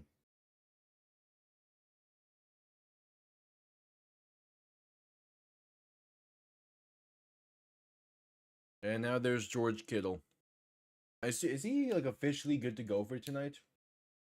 That would be a massive piece.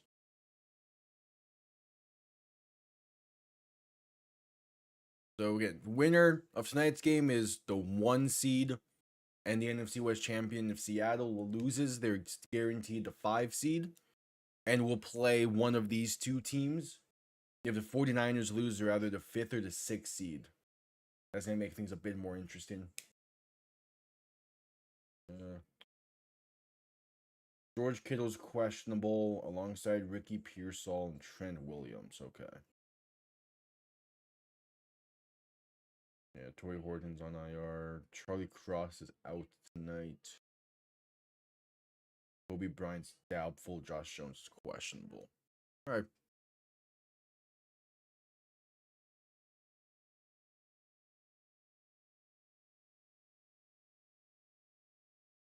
Yep, at the half, 7 minutes until the start of the second half.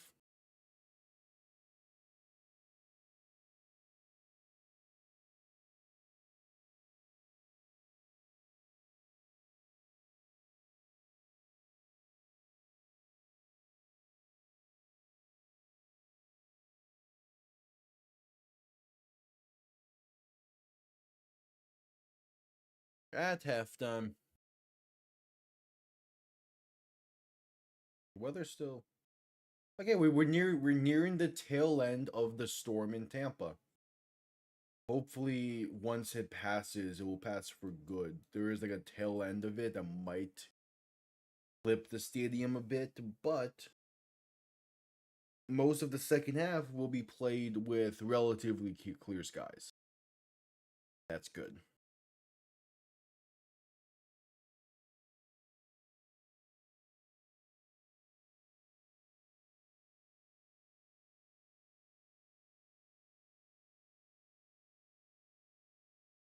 Field is still going to be a mess, but at least it means that the footballs probably won't be as wet.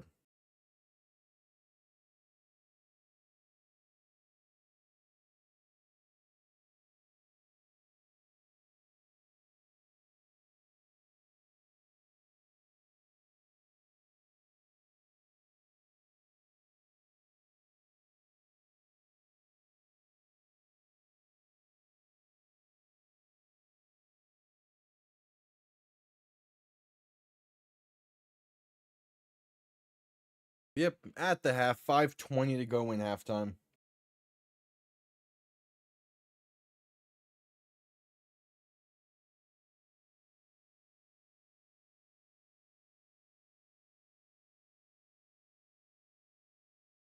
At halftime. What?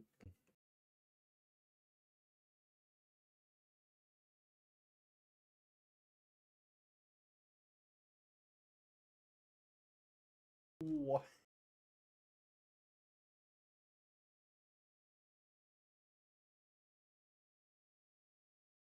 There's no way this is real.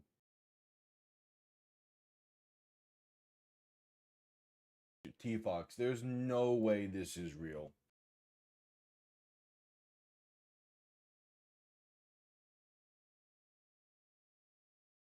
I can't even read the article because it's some website. I'm assuming parody article because there's no way for me to verify this because the website's demanding for ads and stuff. It's yeah, I don't know.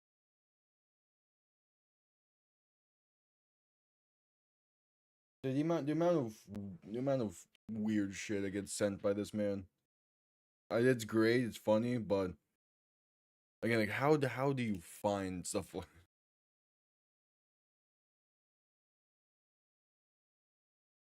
All right, 3.5 to go in halftime.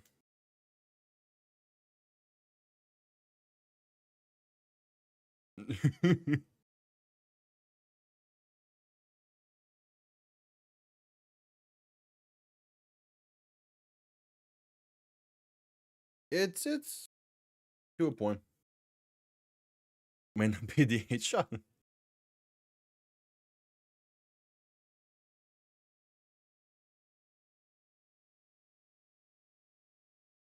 Yeah.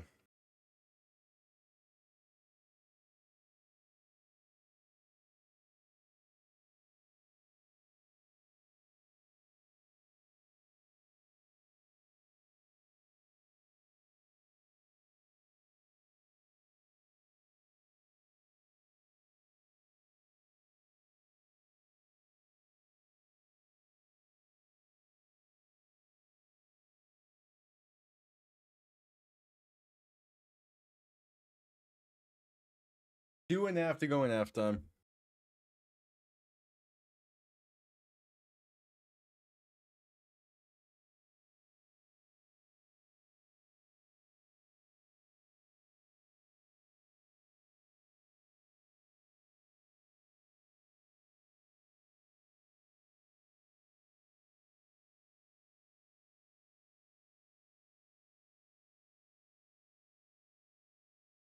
Yeah.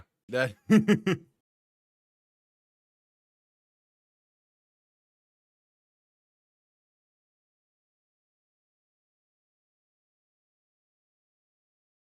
Yeah.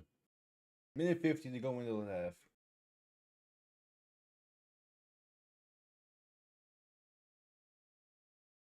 Alright, second half on the way here soon.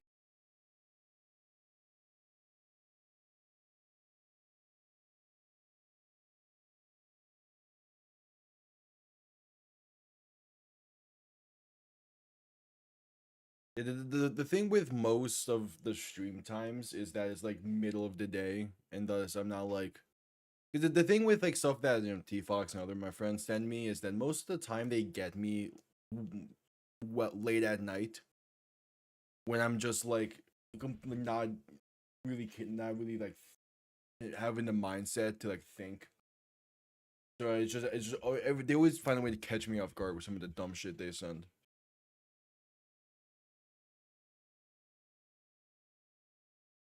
Purely because of just being incredibly tired and not feeling like going to bed just yet. Like these like midday stuff. The midday stuff get me to chuckle and get me to smile and all that. Well, again, like nighttime is again another example of caught me off guard. It's either you catch me off guard, like really off guard during the day, or well late into the night. Or we're talking about like past midnight stuff. You're gonna just find some that's where like the hysterical laughing comes in the most.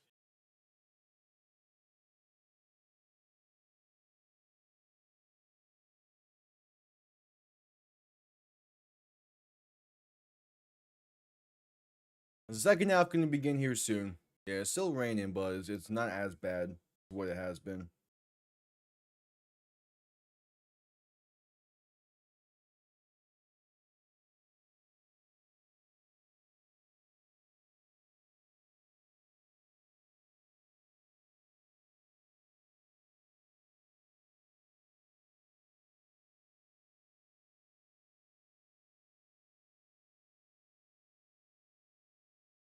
They just showed in the top left quarter like the coming soon for Seahawks 49ers. A part of that is said that there's 95 minutes to play in the first quarter.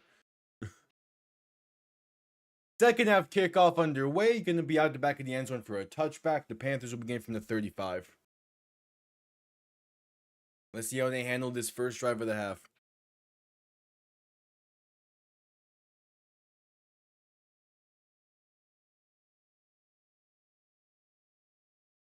Ball on their own 35.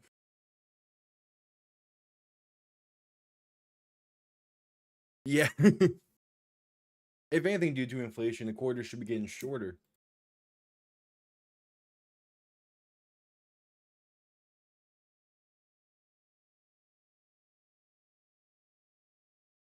Young under center, back behind him, two receiving options to each side, handoff up the middle. And that's Rico Dowdle for a gain of 3. There is his incentive. He has crossed the 1,350 total yard mark from scrimmage. And that's going to be the $1 million bonus for Rico Dowdle. He has one more incentive to be able to get, and that's if he finds the end zone. True, but less time equals more time for the average person to be at work. So it's a pick your poison type thing. Young and shotgun looking to throw in 2nd and 6. Pass left side, going to be caught for a gain of about 4. It's Jalen Coker on the reception. Going to make a 3rd and 2.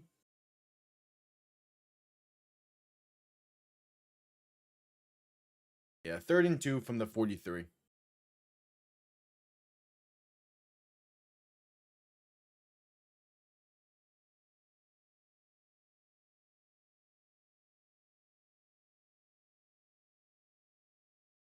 Young and shotgun back to his right, 2 receiving options to each side. Play action looking to throw. Quick pass right side, going to be caught. Not enough for the first, though. Looking for Coker once again. Yeah. 4th and 1 coming up. Low pass. Nice job making that grab. Can make it a 4th and 1. Ball on their own 44.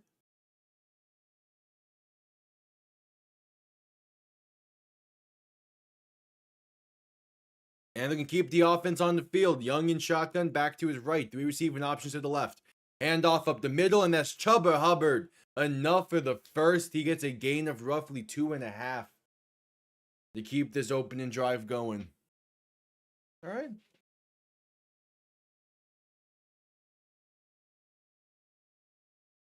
Not bad, not bad.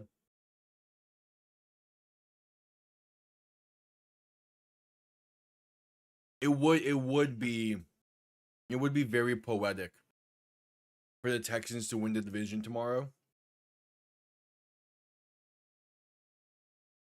Young in shotgun, back behind him, looking to throw in 1st and 10.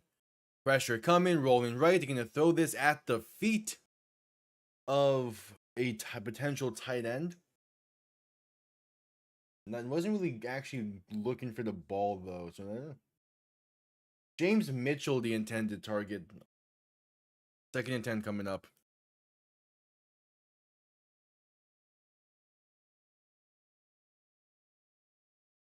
Yeah. The potential is there.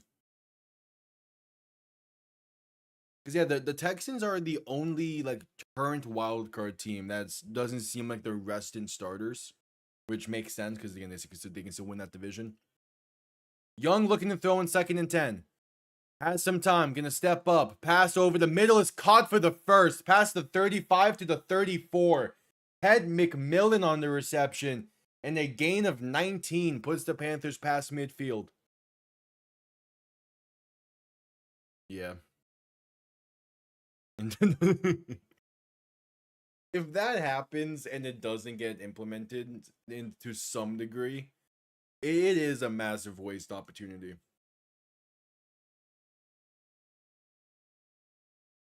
Young under center, back behind him, 3 receiving options to the left. Play action looking to throw, pressure comes quick, pass left side's a backwards pass. And picked up by Dowdle. They're not ruling that incomplete. Ruling that incomplete? That definitely looked more like a backwards pass.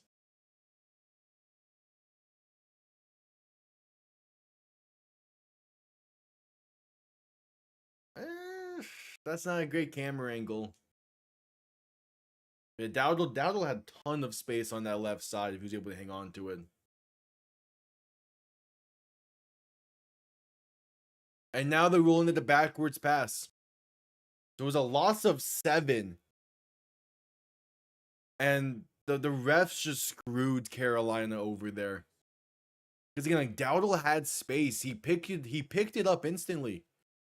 He had space. If they ruled out a backwards pass initially, he could have ran with it.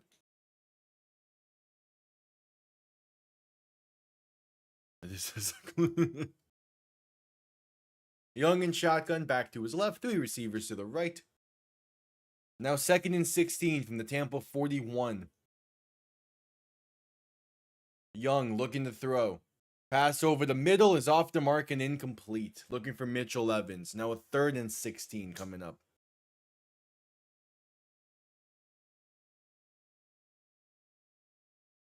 Yeah, refs getting in the way.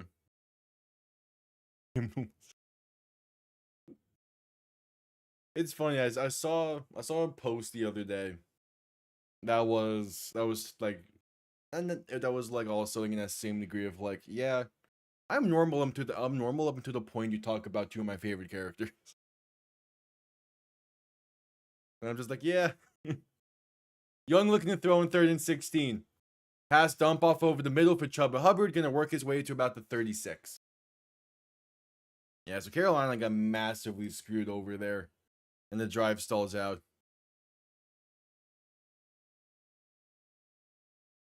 I mean, yeah.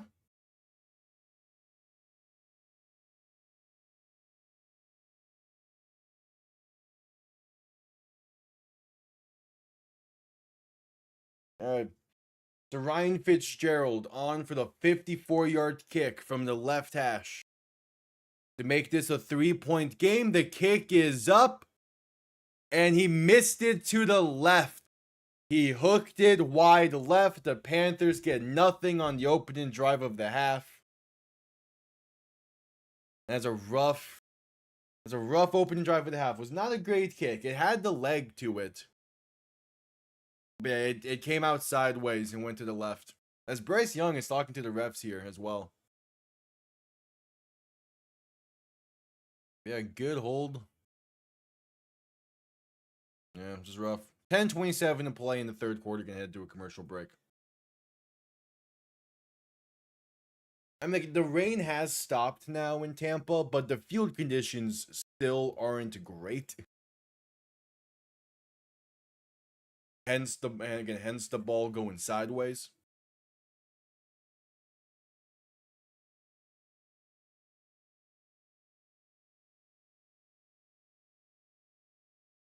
Be a bad commercial break.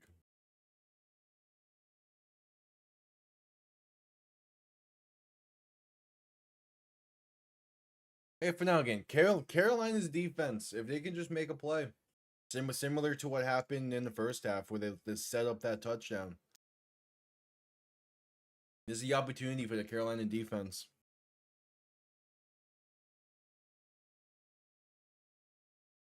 At commercial break.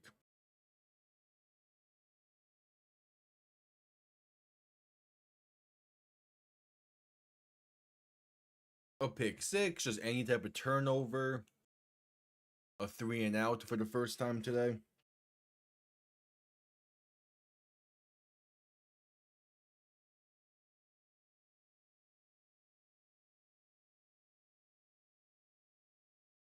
Okay, in the world of minor league baseball, because a ton of minor league teams like they have like one-off, maybe not one-off, but like one-off uniforms and one-off team names and all that stuff. An affiliate of the St. Louis Cardinals is going with the Frozen Iguanas, and I love it.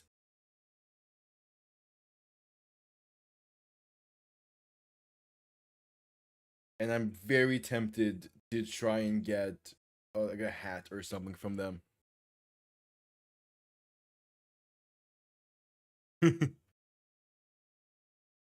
Just coming back from commercial break. How much, what does some of this merch look like? Baker, handoff up the middle. It's going to be Bucky Irvin for a gain of roughly 4.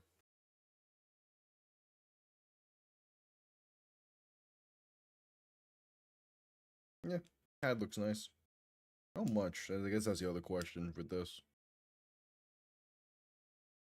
Yes, I do think the Texans will make it past the wild card. Because it's either the Texans are most likely the 5th seed and thus playing the Ravens or the Steelers, or they're the 3rd seed and having to play Jacksonville. No, or having to play either Buffalo or the Chargers. And they can beat any of those teams. Baker play action looking to throw in 2nd and 6. Pressure coming and sacked. Back at the 42. No. The Patriots play whoever the 7th seed is, which is most likely going to be the Chargers or the Bills because they're resting starters. Most likely it's going to be the Chargers. And the Texans, they're most likely going to beat the Colts and thus will be the 5 seed because they have tiebreakers over both the Bills and the Chargers. Yeah, again, their defense is good enough. The defense is good enough to go on a proper run. Baker looking to throw in 3rd and 10. Pass over the middle is caught past midfield, but not enough for the first. He stood up at about the 48. It's Cade Otton on the reception. That would be fun. Yeah. Just again, Sam Darnold back-to-back seasons playing in a win and you're the 1 seed game in week 18 is impressive.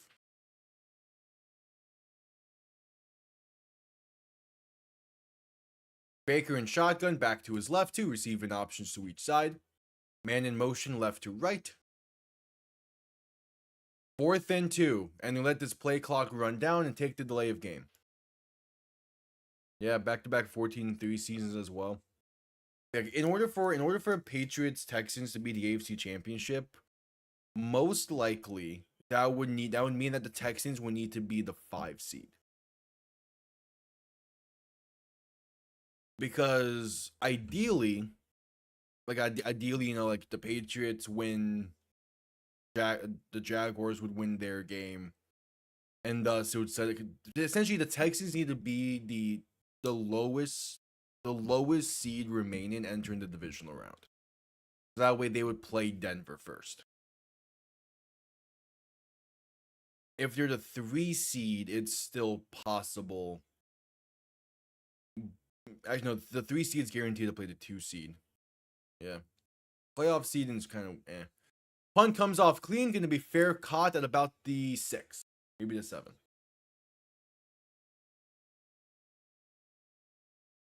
I wouldn't say mollywop. It's 2 really good defenses going against each other in that case. Well, yeah, obviously if not the 2 seed loses, but the 2 seed's going to be New England. So if you want Patriots, Texans, AFC Championship, New England can't lose in that case.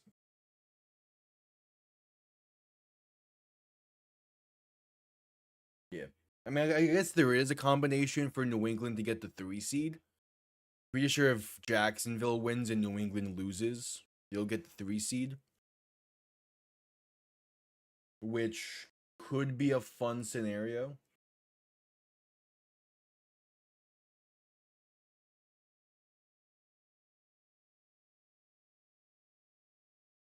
Was that all? Yeah.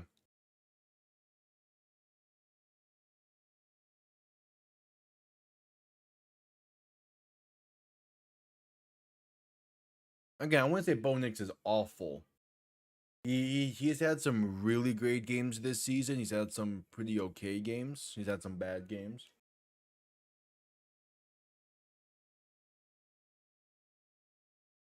Okay, yeah. So yeah, there is a world where New England's the 3 seed, but it would require Jacksonville to win that division. They do feel a bit similar. Those teams as a whole feel a bit similar. In part because the Texans are without Joe Mixon this season. Which that's a massive, like if the Texans had Joe Mixon, just imagine like they would probably be just that much better of an offense to truly make a run.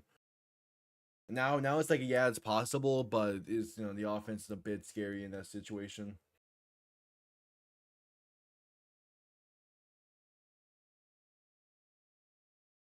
Yeah. The true thing is, can Houston make it past the divisional round? They've gotten there in back-to-back seasons. It's just, can they get over that hump?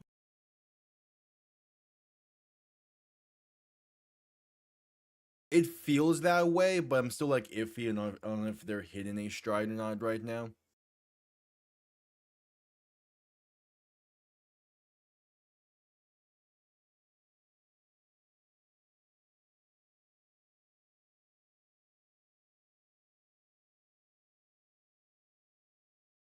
At 1st and 10 from their own 7, Young under center. Back behind him, 2 receiving options to each side. Handoff up the middle for Chuba Hubbard's going to lose about 2. Not a great start to the drive.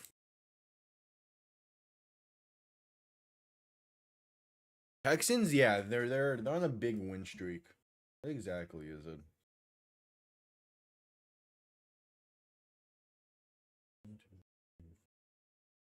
Yeah, it's an 8-game win streak.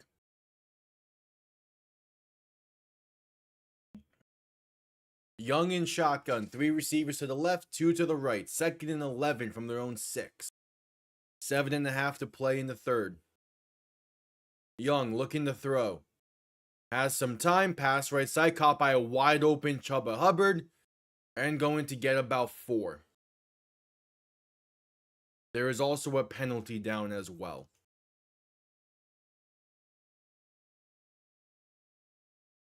It's illegal contact against Tampa. And that's going to be ruled incomplete. So the 5 yards will get them to the 11 and automatic 1st down. If the Buccaneers win this game, if they hang on and win, they will need the Saints to win on Sunday in order to win the South. Yeah, week 9 was the last loss. It was against Denver.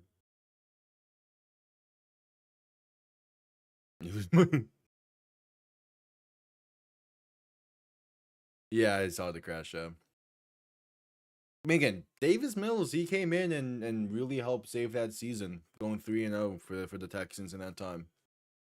Young in shotgun, back to his right, three receivers to the left, going to look to throw. Has some time, pass left side, going to be caught past the 15, past the 20, and down to about the 24. It's Tommy Tremble on the reception and a gain of 13.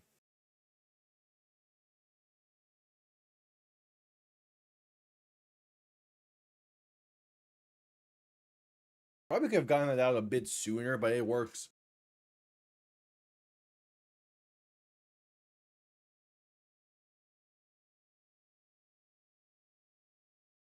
All right, 1st and 10. Young in shotgun, back to his right, two receiving options to each side. Man in motion, left to right, handoff up the middle for Chuba Hubbard. Gonna work his way to about the 29, gain of 5. 6.5 to play in the third quarter and counting.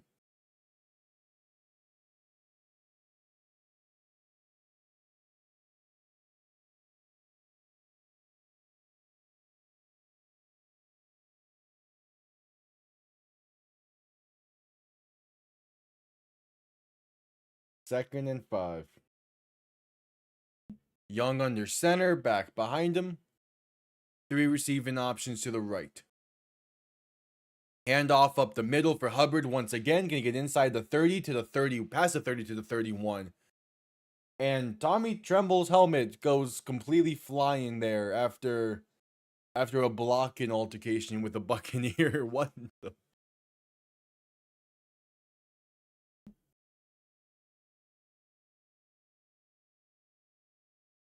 If I can get that logo on a hat, that would be perfect. Doesn't seem like it's an option. All right, 3rd and 2. The Panthers are yet to convert on 3rd down today. Young in shotgun, back to his left, three receivers to the right. Ball on their own 32-yard line. Young looking to throw. Pressure coming, stepping left, passing left. It's there for Ted McMillan.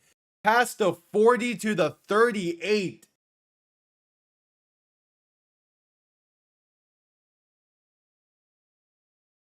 Ted McMillan going up for that one. There is a penalty down. Oh yeah, there's a bit of a push there. Big time play for Carolina's coming back. It's offensive pass interference. It'll be 3rd and 12 from their own 22.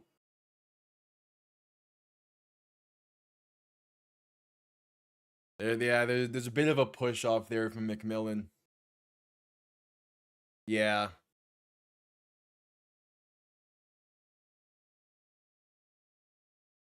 All right, 5 minutes to play in the third. Young in shotgun, back to his left, two receiving options to each side. 3rd and 12, tight end in motion, left to right. Young making adjustments at the lines. The play clock's winding down. Young looking to throw. Has some time. Rolling left, and just going to throw this one away incomplete. The Panthers have still not converted on 3rd down in this one. And they'll punt this one away. Just realized I never changed the possession indicator there. That's great. That's fine.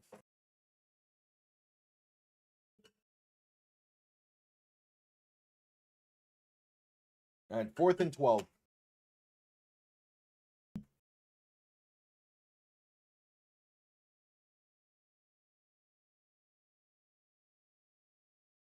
All right, punt comes off clean. Going to be fair caught at the 31. The Buccaneers will start from there. What is both of their stat lines so far this year?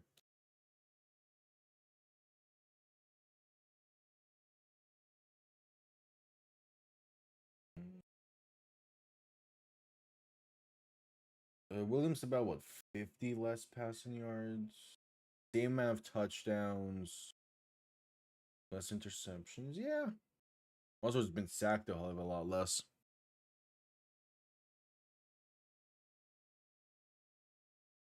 Yeah. I'm also looking at it up here. difference is Allen averages about a whole yard more on completions. Caleb Williams also throwing the ball. What's that difference? Caleb Williams has thrown the ball roughly 75 more times than Josh Allen. And Allen still has more completions. So it's a give and take type of thing.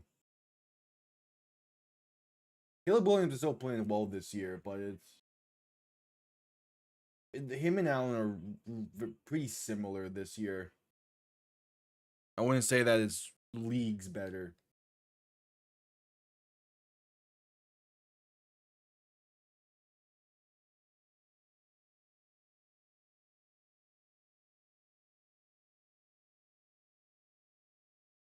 I mean, hell, Mahomes has played in 2 less games than Josh Allen has this year, and he still has 40 more pass attempts. The Bills just have not been. I mean, they've been passing the ball, but not to the same degree as they have in years past. It seems. What's last year's looking like for Allen?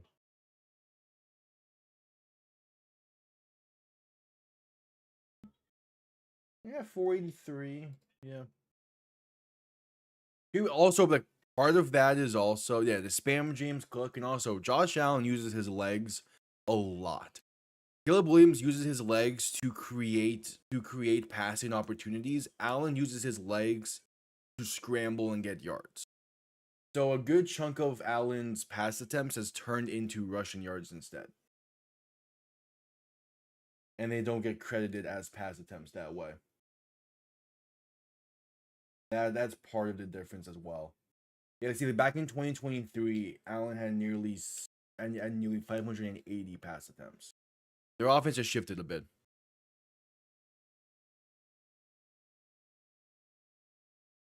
I mean, the Chiefs' defense played well this year.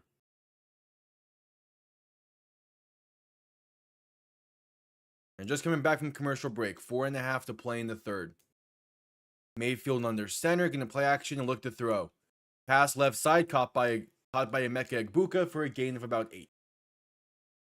Yeah, offensively, not too many people played well on that team.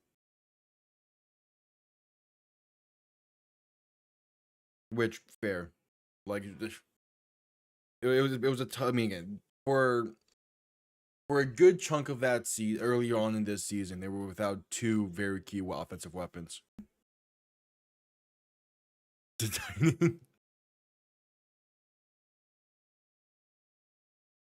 Baker under center, back behind him, 2 receiving options to each side. Handoff up the middle for Bucky Irvin's going to be enough for the first, and it's a gain of 3. He was scripted. Yeah.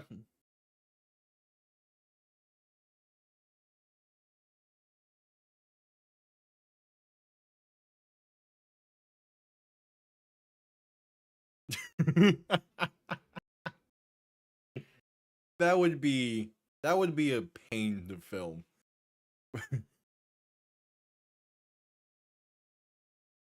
Baker under center, back behind him, 3 receiving options to the right. Handoff up the middle for Bucky Irvin. Past the 45 and down to the 48. Gain of 6. 3 minutes of play in the third quarter.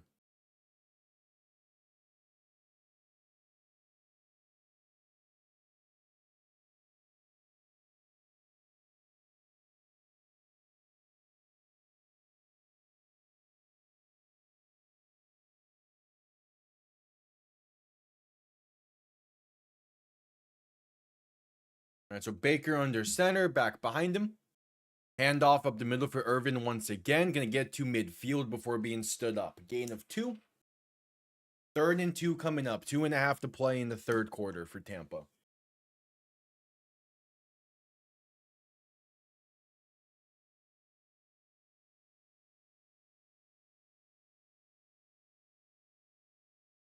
Yeah, it's definitely possible.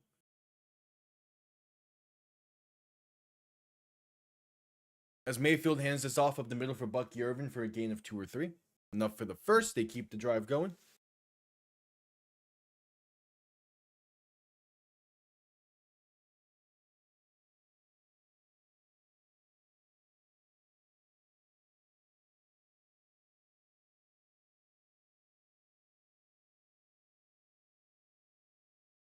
Yeah.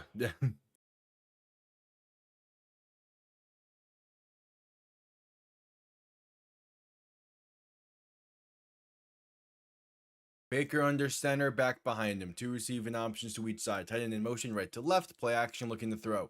Pressure coming. Baker stepping up, avoids 1 sack. Trying to buy some time, rolling left.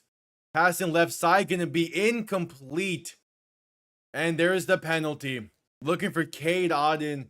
He slips, maybe gets tripped there, and the ball bounces off of the back of the Carolina defender. It's a DPI against the Panthers. Gonna put the Buccaneers up to the 35. I need to see a replay on that. Oh, no. Auden trips on himself there. Cade Auden trips over himself, and they called that DPI. Good on Tampa. Baker under center, back behind him, 2 receiving options to each side. Tight end in motion, left to right, as they hand this off up the middle for Sean Tucker for a loss of a yard.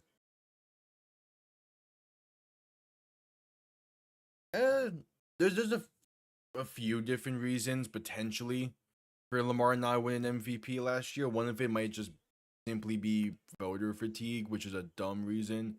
The other is you look at the weapons that Josh Allen has and where Buffalo finished last season, and just how much of Buffalo's success last year was dictated by Josh Allen. Yeah, it makes sense. And both deserved it. I was one of the people saying that should have split MVPs and do co-MVPs that year, but did not happen.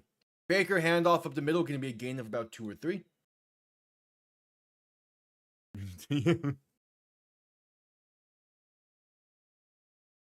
Yeah, dude.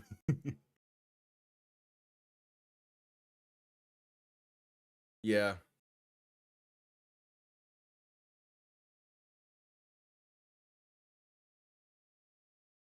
There's always moments like that where you just have to go back and be like, damn, I really did act that.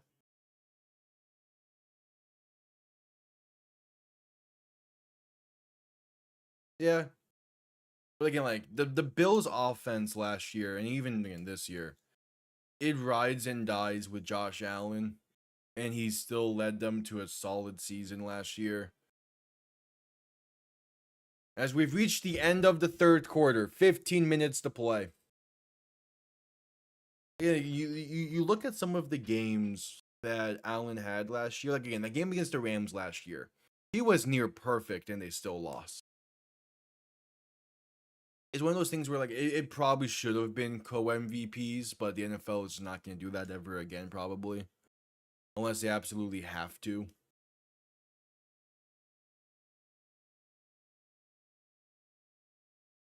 I mean, that's the thing though. The MVP is a player reward. It's not a team reward. The team reward is the Super Bowl, and the Bills haven't won that at all. So so technically the team was not rewarded for that.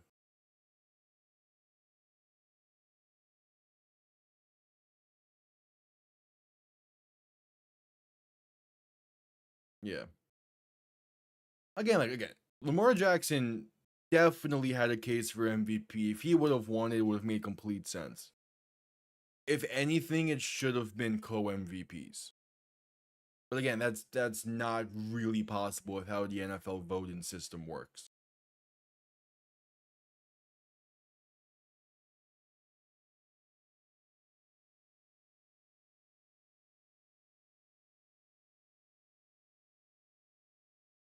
Yeah, again, it was a tight vote, but it was never going to be a tied vote.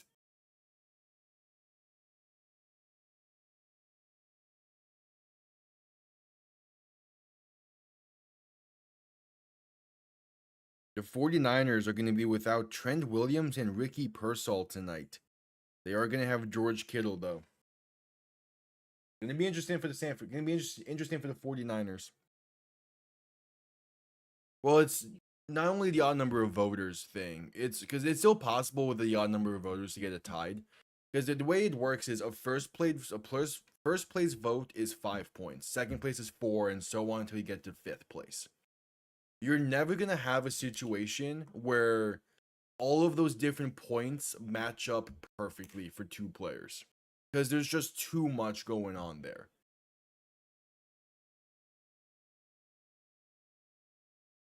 And there's a reason why it's only happened twice in history. Mayfield in shotgun, back to his left. 3 receivers to the right. 3rd and 8 from the Carolina 33. Baker looking to throw. Pressure coming. Stepping up, rolling left. Gonna take it himself and get maybe a yard or 2. Either way, not enough for the first. We're gonna rule it a gain of 3. So out comes the field goal unit for a 47-yard kick to make this a 2-score game.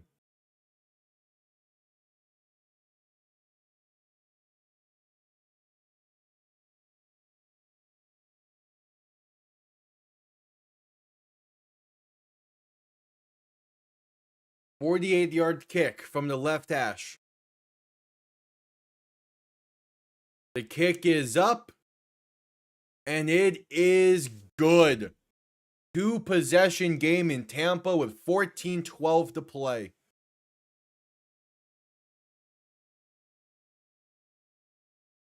Yeah, but most voters don't really look at that specifically. They only see the amount of wins. Because at the end of the day, they're all NFL teams. Their record doesn't fully matter. I mean, like, yeah, it does, because you definitely, like, the Raiders are definitely a bad team. But they're still an NFL team. You put the Raiders against any college team, the Raiders are going to win. It's still tough to win in the NFL, no matter who you're going against.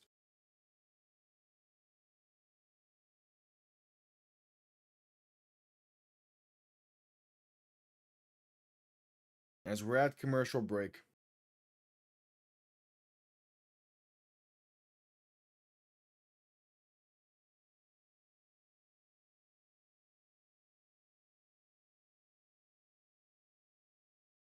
T-Fox, I'm about to send you something.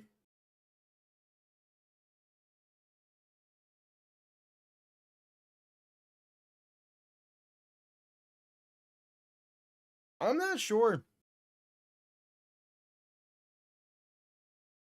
I'm not sure if he will lose anymore. After how Stafford played Monday night. I'm not sure if May will lose MVP.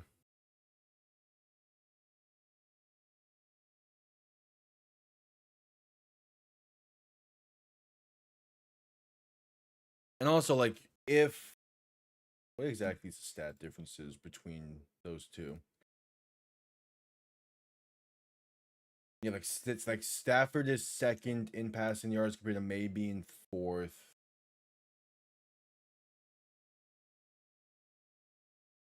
Stafford has 12 more touchdowns. They have the same amount of interceptions. Stafford has thrown the ball nearly 80 more times. Yeah, you saw that. Yeah, I mean, the Seahawks definitely could go in something. Yeah, but he also has a ton less attempts.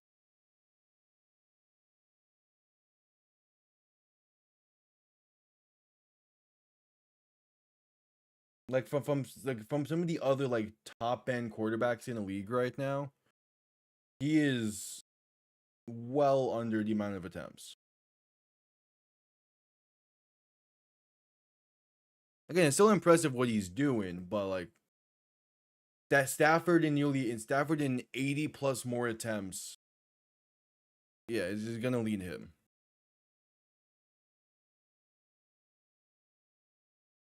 Kickoff underway. Going to kneel this one in the end zone for a touchback.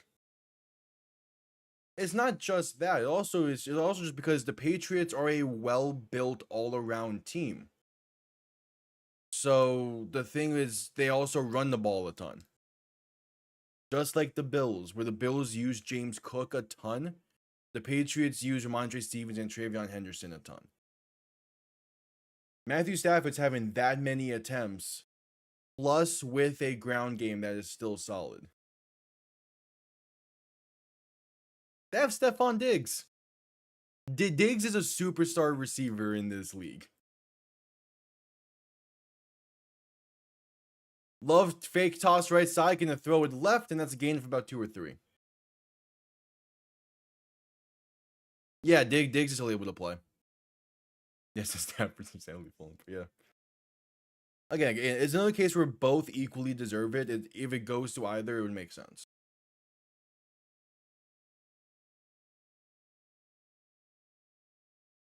The only reason why Diggs is no Puka is because Puka's younger. But Diggs is still very much a star receiver in the league. He's not nothing. Young looking to throw in 2nd and 7. Dump off right side, caught by Rico Dowdle, breaks off one man and has space. Pass midfield to 45 to 40, and finally brought down near the 37.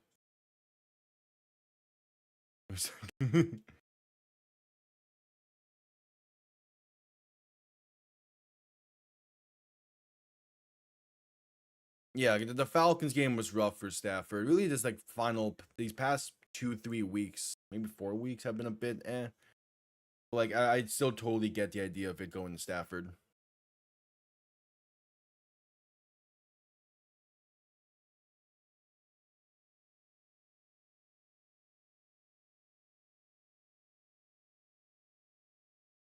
Young and shotgun, gonna quick throw right side. That's caught by Xavier Legette for about 6.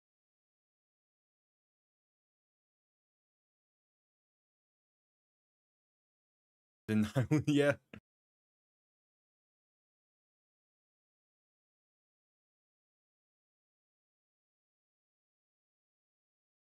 Yeah.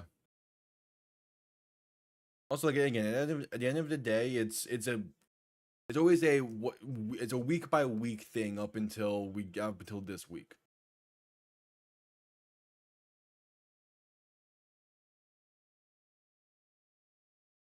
Young and shotgun, back to his left. 3 receiving options to the right. Play action looking to throw. Pressure comes quick.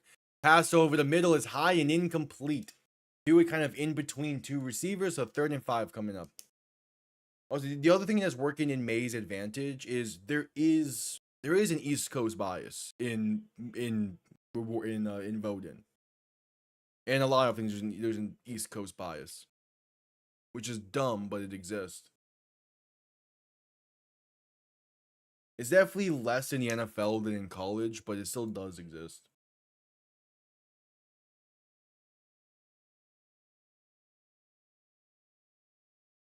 Young and shotgun, back to his left. 3 receivers to the left as well. 3rd and 5.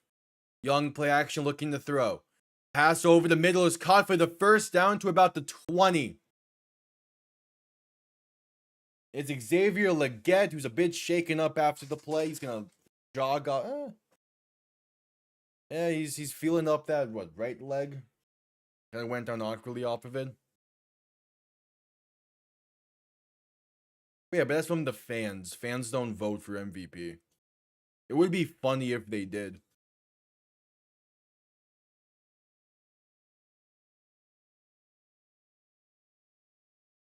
All right, 1st and 10. Ball on the Tampa 20. No. All the rewards voting at the end of the season is purely media. Carolina tries a flea flicker. Dowdle slips and the ball is loose. And Tampa has it. Carolina tries to get fancy and instead they blow this perfect opportunity.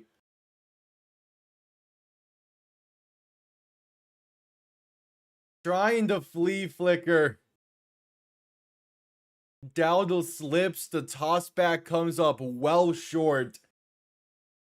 And Tampa falls on it. Just a wasted opportunity there. They got down to the Tampa 20. Those bad field conditions. Levante David falls on it.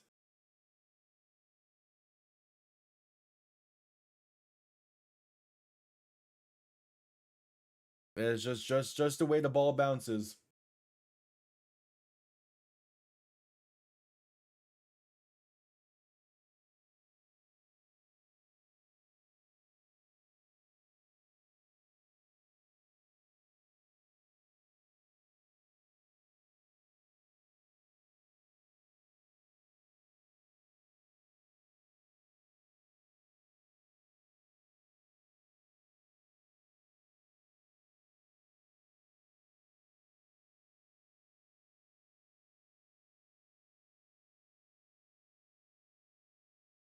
Yep, at commercial break after that. Yeah, in this weather conditions, going for a flea flicker is a very interesting choice.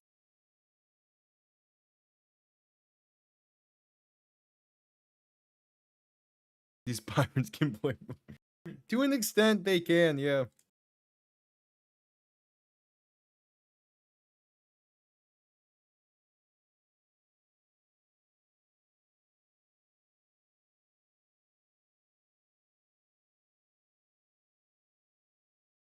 Yep, at commercial break.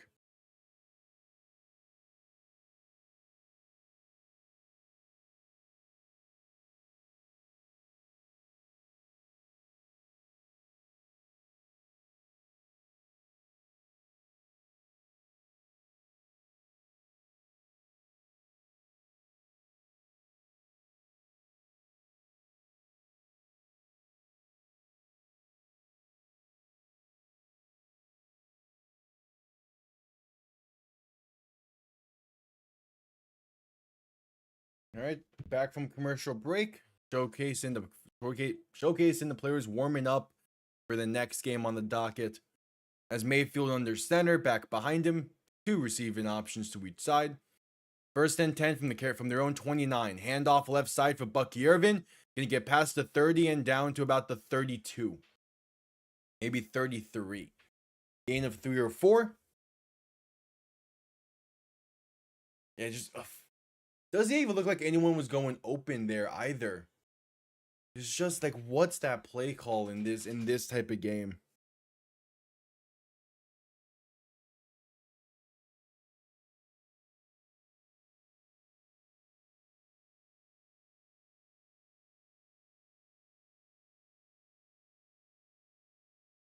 Baker under center, back behind him, 2 receiving options to each side. Tight end in motion, right to left. Gonna play action and look to throw. Baker rolling right, passing right, wide open. Up to about midfield, maybe the 49 is Tez Johnson. And the Buccaneers are moving. Looking to extend this lead late.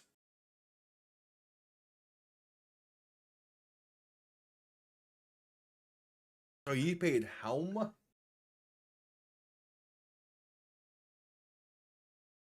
That's crazy. Baker in shotgun back to his right. 2 receiving options to each side. Ball on midfield. Gonna hand this off right side for Bucky Irvin, who's going to spin his way for a gain of 2 or 3.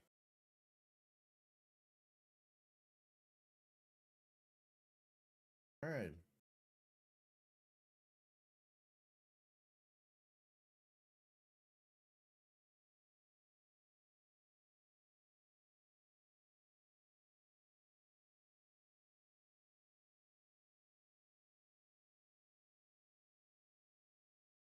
Yeah. Again, they picked Keon Coleman over Xavier Worthy, over Xavier Leggett.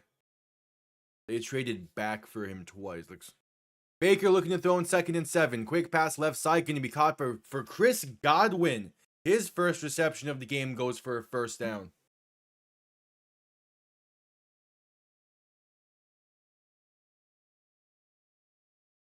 Yeah, it's a tough spot, but the Buccaneers found themselves in this. They did this to themselves. All they had to do was win one more game over the past 2 months, and this would be a win in game.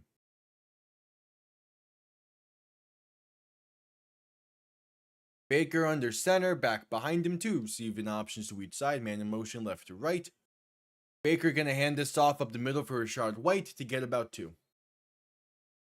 Should have beat Miami. They had a chance to beat New England as well earlier this year. They played the Saints and the Falcons. They played the Saints and the Falcons and lost to both of them.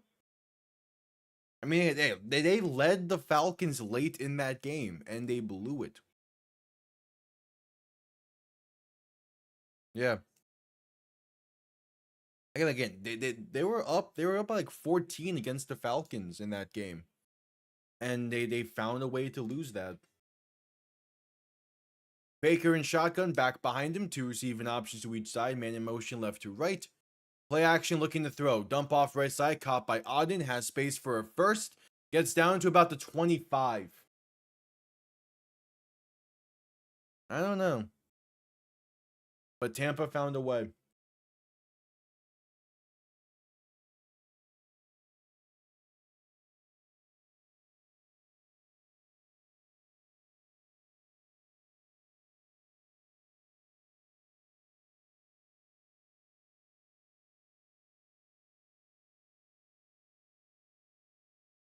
First and 10 from the Carolina 25.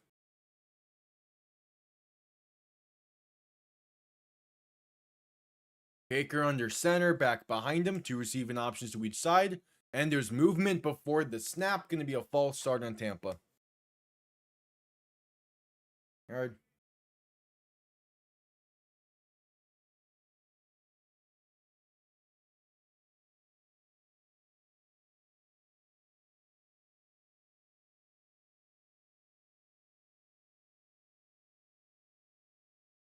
$6:50 to play in the game. Buccaneers been doing a great job killing time on this drive. We're up to just over 4 minutes.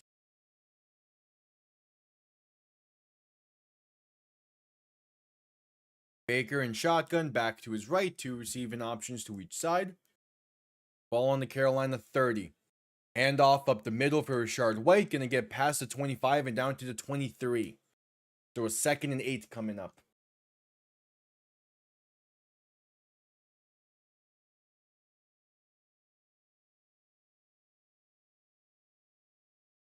So 2nd and 8.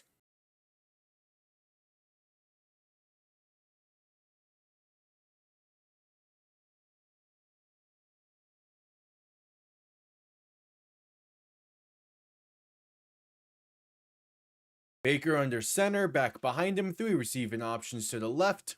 Man in motion, left to right. Handoff up the middle for Rashard White, going to work his way to about the 20 before being stood up. A 3rd and 5 coming up. 6 minutes and counting to play in the game.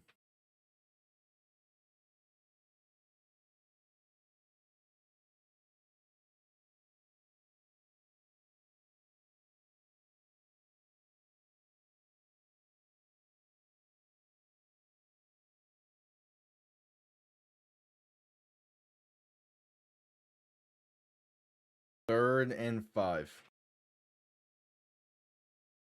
Baker in shotgun, back to his right. 3 receivers to the left. Ball on the Carolina 20. Baker looking to throw. Stepping up, now going to roll to his left. Now rolling right, trying to buy some time. Pump faking a ton. Still rolling right. Pass finally going to be caught, but not enough for the first. It's Cade Auden for a gain of 4. It'll be 4th and 1, and somehow Baker creates something out of that. And that play alone probably just killed like 10 seconds. Yeah, looks like he gets his feet in. That left foot, though, maybe. In there. That's close. Oh, no, that left foot's out, I think. And there's the challenge from Carolina. This would force a field goal and keep it a 2-score game late. It's very close for Auden. I think there's enough to overturn that.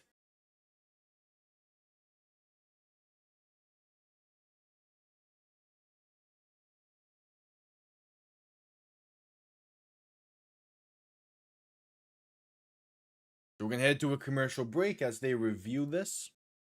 Yeah, that sideline angle is the best you're gonna get, and I think that's out. It's out by a toe, if it is.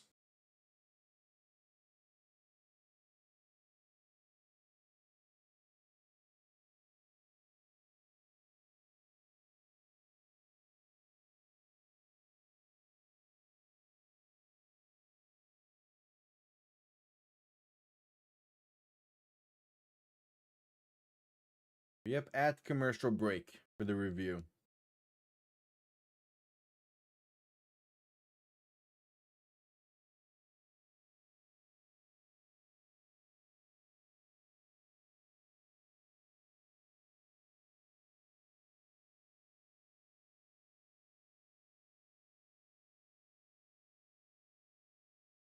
at commercial break.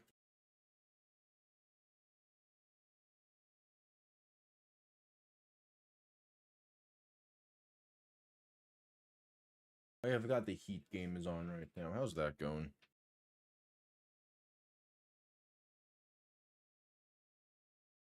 Down by 4 to Minnesota. All right, that's fine.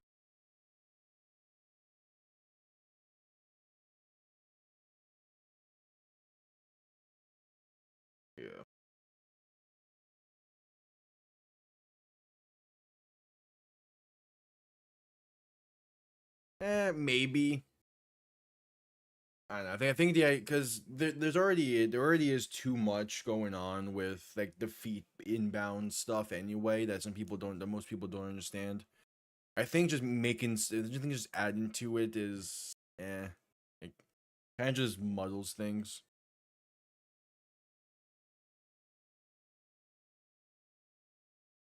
Because like in that same point for like a fumble recovery, if a small part of you is out of bounds, the ball is still considered out of bounds. There's ways to play around that with how it is currently. Yeah, that's a great camera angle of it. Yeah. Carolina's gonna win the challenge. It's a 4th and 6 coming up. So out, 4th and 5. So out comes Chase McLaughlin to extend this lead. 38-yard kick in the right hash. Gonna be a 12-point lead. It is up and it's blocked. The kick is blocked. The Panthers hang on. It remains a 9-point lead. That's back-to-back weeks with a blocked field goal against Tampa. And it keeps the Panthers in that challenge coming in massive. Is it blocked up the middle once again? It's blocked in the exact same spot where it was blocked last week.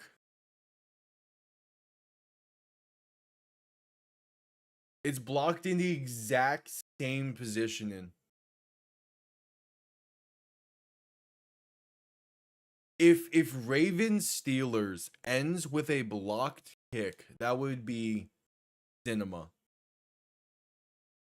It'll be Carolina ball from their own 28, down by 9 with 5:12 to play. They're gonna need a drive here. Not necessarily a touchdown drive, but they're just gonna need a drive.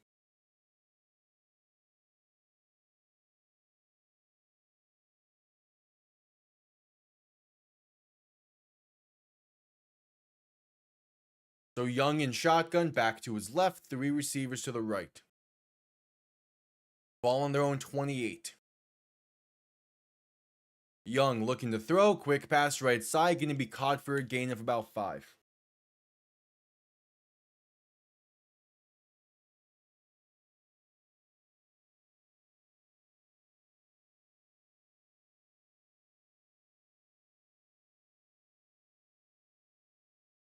So Young in shotgun, back to his right, 3 receivers to the left. Yeah, but the collapse that the Steelers would have done because of it would still be funny. Young stepping left, throwing left, going to be caught by a wide open Tommy Tremble. Gets past midfield to about the 48.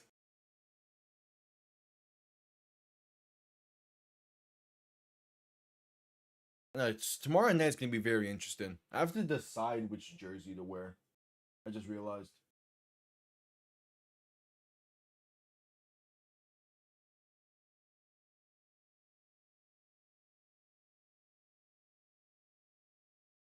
They're going to place the ball at midfield. 4:36 to play. I don't get.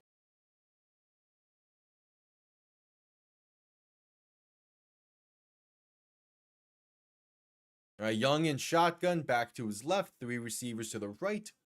Ball at midfield. Young looking to throw. Pressure coming, dump off left side, caught by Rico Dowdle. That's a loss of 5. On the halfback screen, that goes nowhere.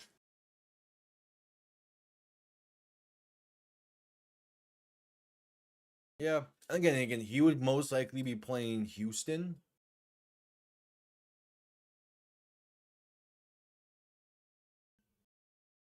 Young in shotgun, 3 receivers to the right, 2 to the left. Ball on their own 45 with 4 minutes to play in the game. Young looking to throw once again. Pressure coming, rolling to his left. Pass in left side. That's a throwaway incomplete. So a 3rd and 15 coming up now. They just can't find guys to get open.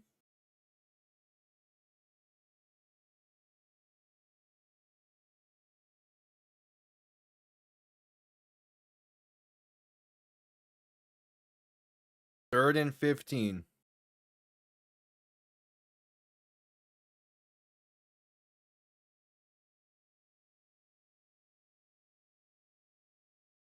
I'm looking for probably at least half to be able to then go for it. Young in shotgun, back to his left, 3 receivers to the right. Quick pass right side, going to be caught past midfield to about the 48 before being brought down. It's Bryson Tremaine on the reception. It'll be a 4th and about 8. This is enough to be able to go for it here.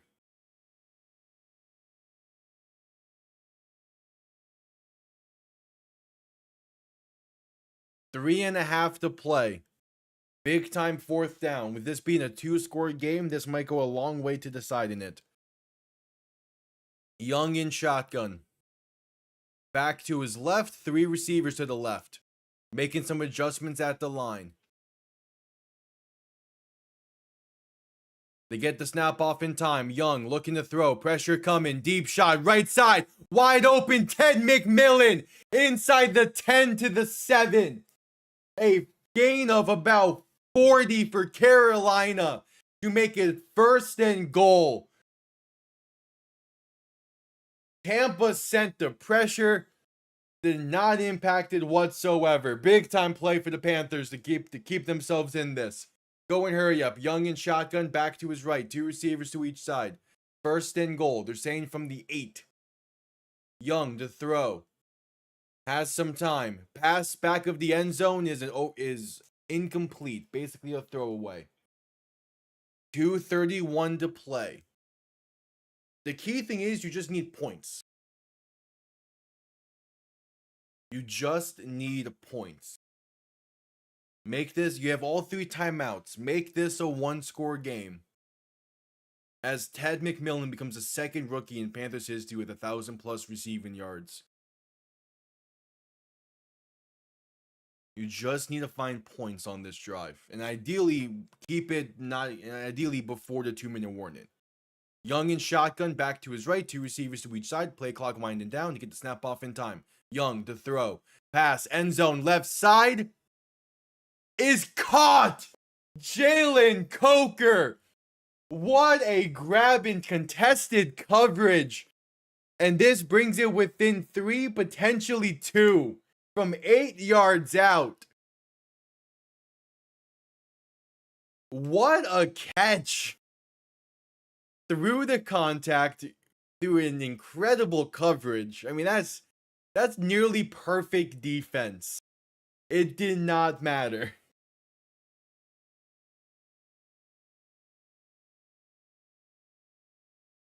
Carolina perfectly executed that drive. 2:25 to play. And here comes the extra point. If only they did not have that flea flicker incident on the previous drive.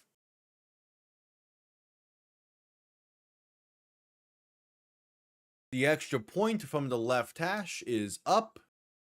And it is right down the middle. It's a 2-point Buccaneer lead with 2:27 to play. The division relatively on the line.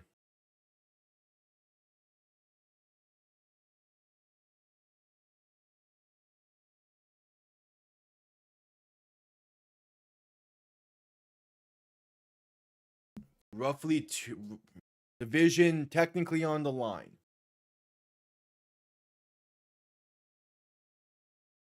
Tying this with a safety would be perfect.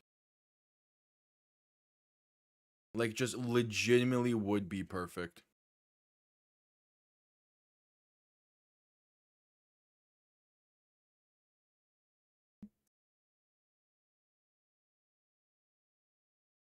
All right, 2:27 to play.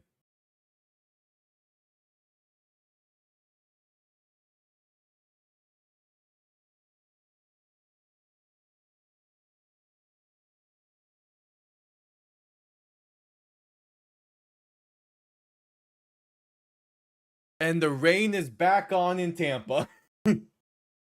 They got a second burst of this storm.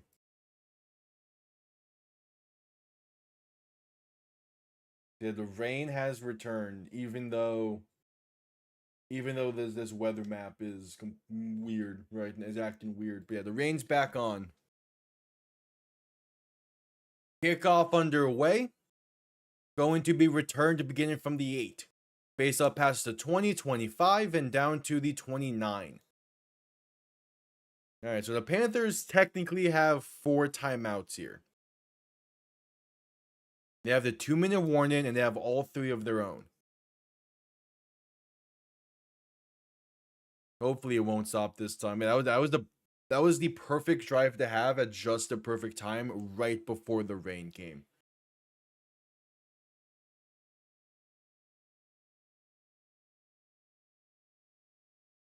Yeah, I mean, again, that was perfect coverage. Near perfect coverage. Just a great play. It was a great play from Carolina. All right, so Baker under center. Back behind him, 2 receiving options to each side. Handoff up the middle for Bucky Irvin. Going to get about 3, and the Panthers will call their first timeout.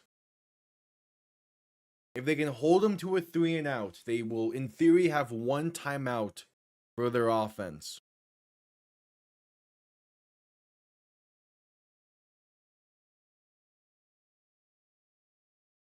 League-wide expectations that the Browns are going to make changes, with Kevin Stefanski being on the hottest seat of them all. That would...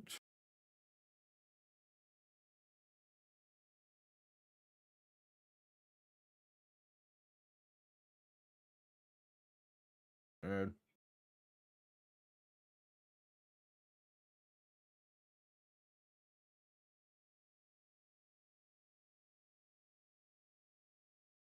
right, 2nd and 7. Baker under center, back behind him, 2 receiving options to each side. Handoff up the middle once again is going to get to about the 35, gain of roughly 3. And Carolina will call their second timeout. 2:12 to play in the game.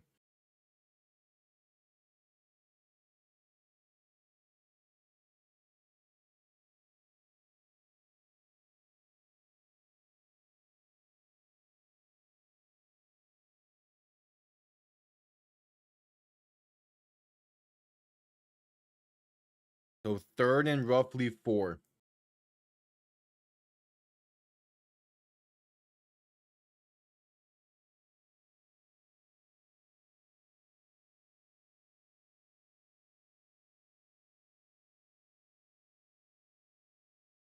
Third and 4.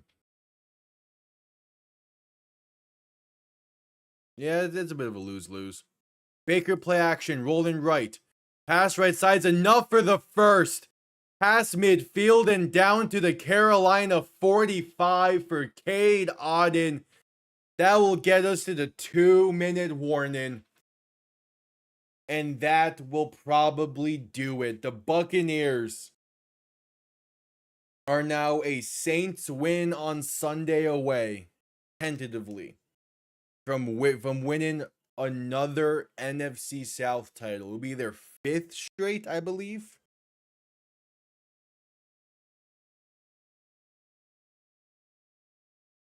And they're on deck to host one of the NFC West teams. Again, Carolina still has 1 timeout. They're going to force Tampa to probably need to most likely get a first. So honestly, with how the weather is, I would not be surprised if Tampa just goes 3 kneel downs and gives Carolina the ball back with very minimal time of like roughly a minute to try and create some magic.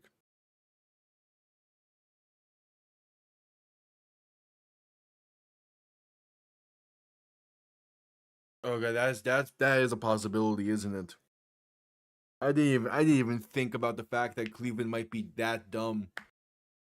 Or might be like thinking that way of, you know what, Stefanski is not working out. He was trying to hide Shedeur. Why not bring in Dion instead? Cleveland, and on top of the fact that they're talking with like apparently thinking about hiring Chris Greer to be like a senior advisor role. The Browns are a mess. Bucks Seahawks in the first round would be fun. I don't know, with that game being in Tampa, with how the Buccaneers have been playing, I don't think it would be as good as the first meeting. Sadly.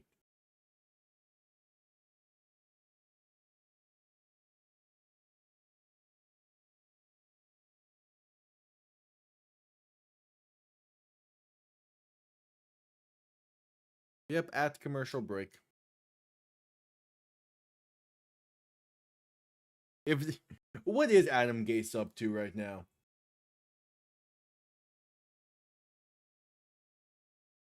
I know. I feel.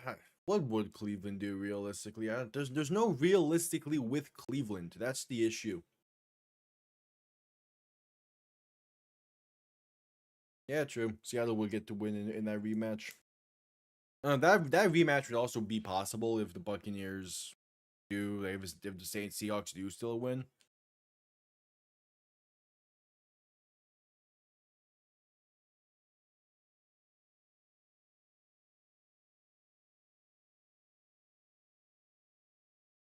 And so Baker under center, back behind him. 3 receiving options to the left. Man in motion, left to right.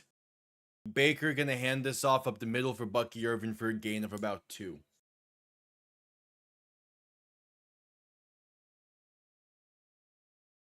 Yeah. But then in that same mindset as the 5 seed, you'll have to play San Fran again. That's the thing. It's either way. Seattle's gonna be either be playing San Fran in the divisional or the Rams in the divisional, most likely. Because the 49, the Rams and the 49ers are the 2 teams potentially in there for the 5 seed. Unless the Rams obviously lose to the Cardinals, which is not happening. Carolina used their final timeout. It's 2nd and 8. Baker under center, back behind him. 3 receiving options to the left. Gonna hand this off up the middle for Bucky Irvin, and that's gonna be a gain of 41. Oh yeah, and also Packers guaranteed the 7th seed. Yeah, it's either Rams or either Rams or Cardinals. Unless the Packers win, but I'm not sure how likely that. I mean, yeah, I guess it's likely. I don't know. Packers are a weird spot. No, the 49ers can fall to the 6th seed.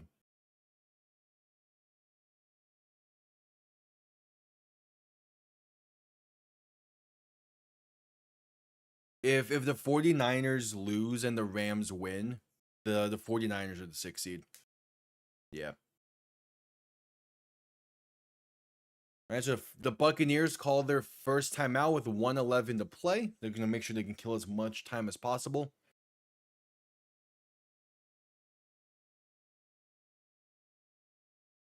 Yeah, exactly. If the Seahawks lose, they're guaranteed the 5 seed and all the seeding would be in place.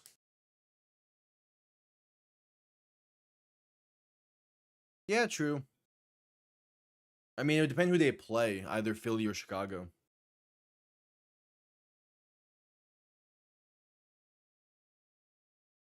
Yeah, it would be interesting.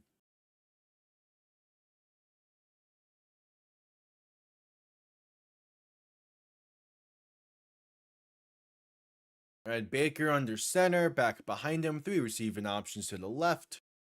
Handoff up the middle for Bucky Irvin's going to gain only about 2, up to the 39. So they're going to let this clock run till about 26 seconds. Philly is either the 2 or the 3 seed. Currently, they're the 3 seed. As long as Chicago wins, as long as Chicago wins tomorrow, Philly will be the 3 seed.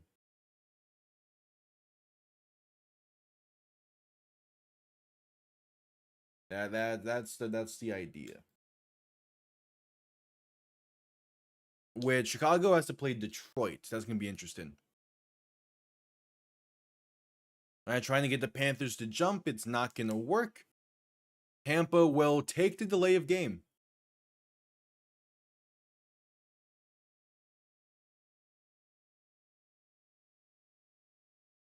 Yeah, so if the Eagles beat Washington and the Bears lose to Detroit,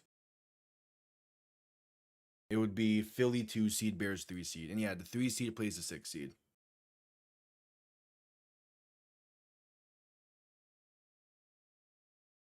And thus the 5 seed would then play the 1 seed.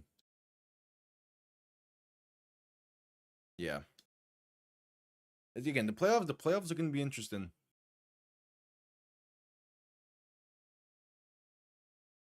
All right, Carolina gonna full sell trying to block this. There's 26 seconds left in this game. Carolina stacking everyone at the line, trying to block the punt. And the Buccaneers will call their second timeout.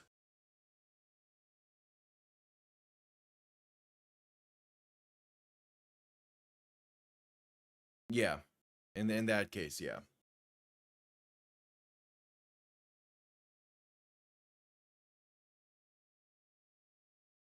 Either way, getting home field is going to would help Seattle a lot. It would be cool to set up an NFC West matchup for the championship. And also, if it's Seahawks Packers again in the playoffs and the Seahawks win, that would be something.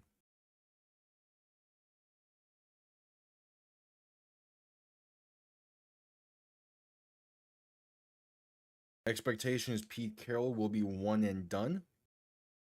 Makes sense. The punt comes off clean. And it's going to be picked up at the 3 and brought down there. So Carolina has 16 seconds. And they're going to need roughly the Tampa 40-yard line. So they need about 57 yards on basically one play. They then go very heavy, hurry up to get in the field goal range.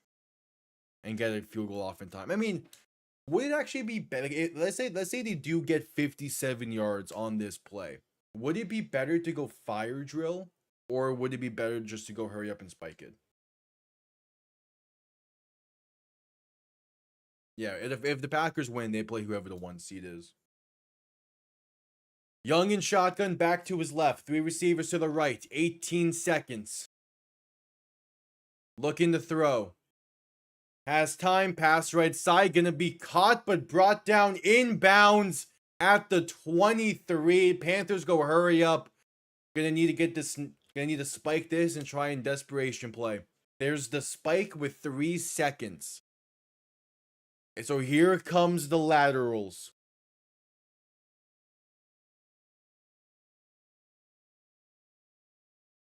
Here comes the laterals. Gonna need to be able to go 79 yards in one play to win the NFC South. Otherwise, it'll come down to Saints versus the Falcons tomorrow at 1 p.m.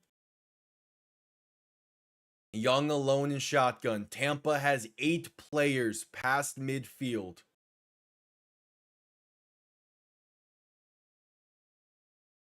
They're taking their time to snap this.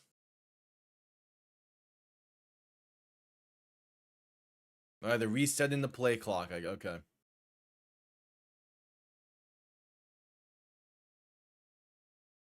Young in shotgun. 3 receivers to the left, 2 to the right.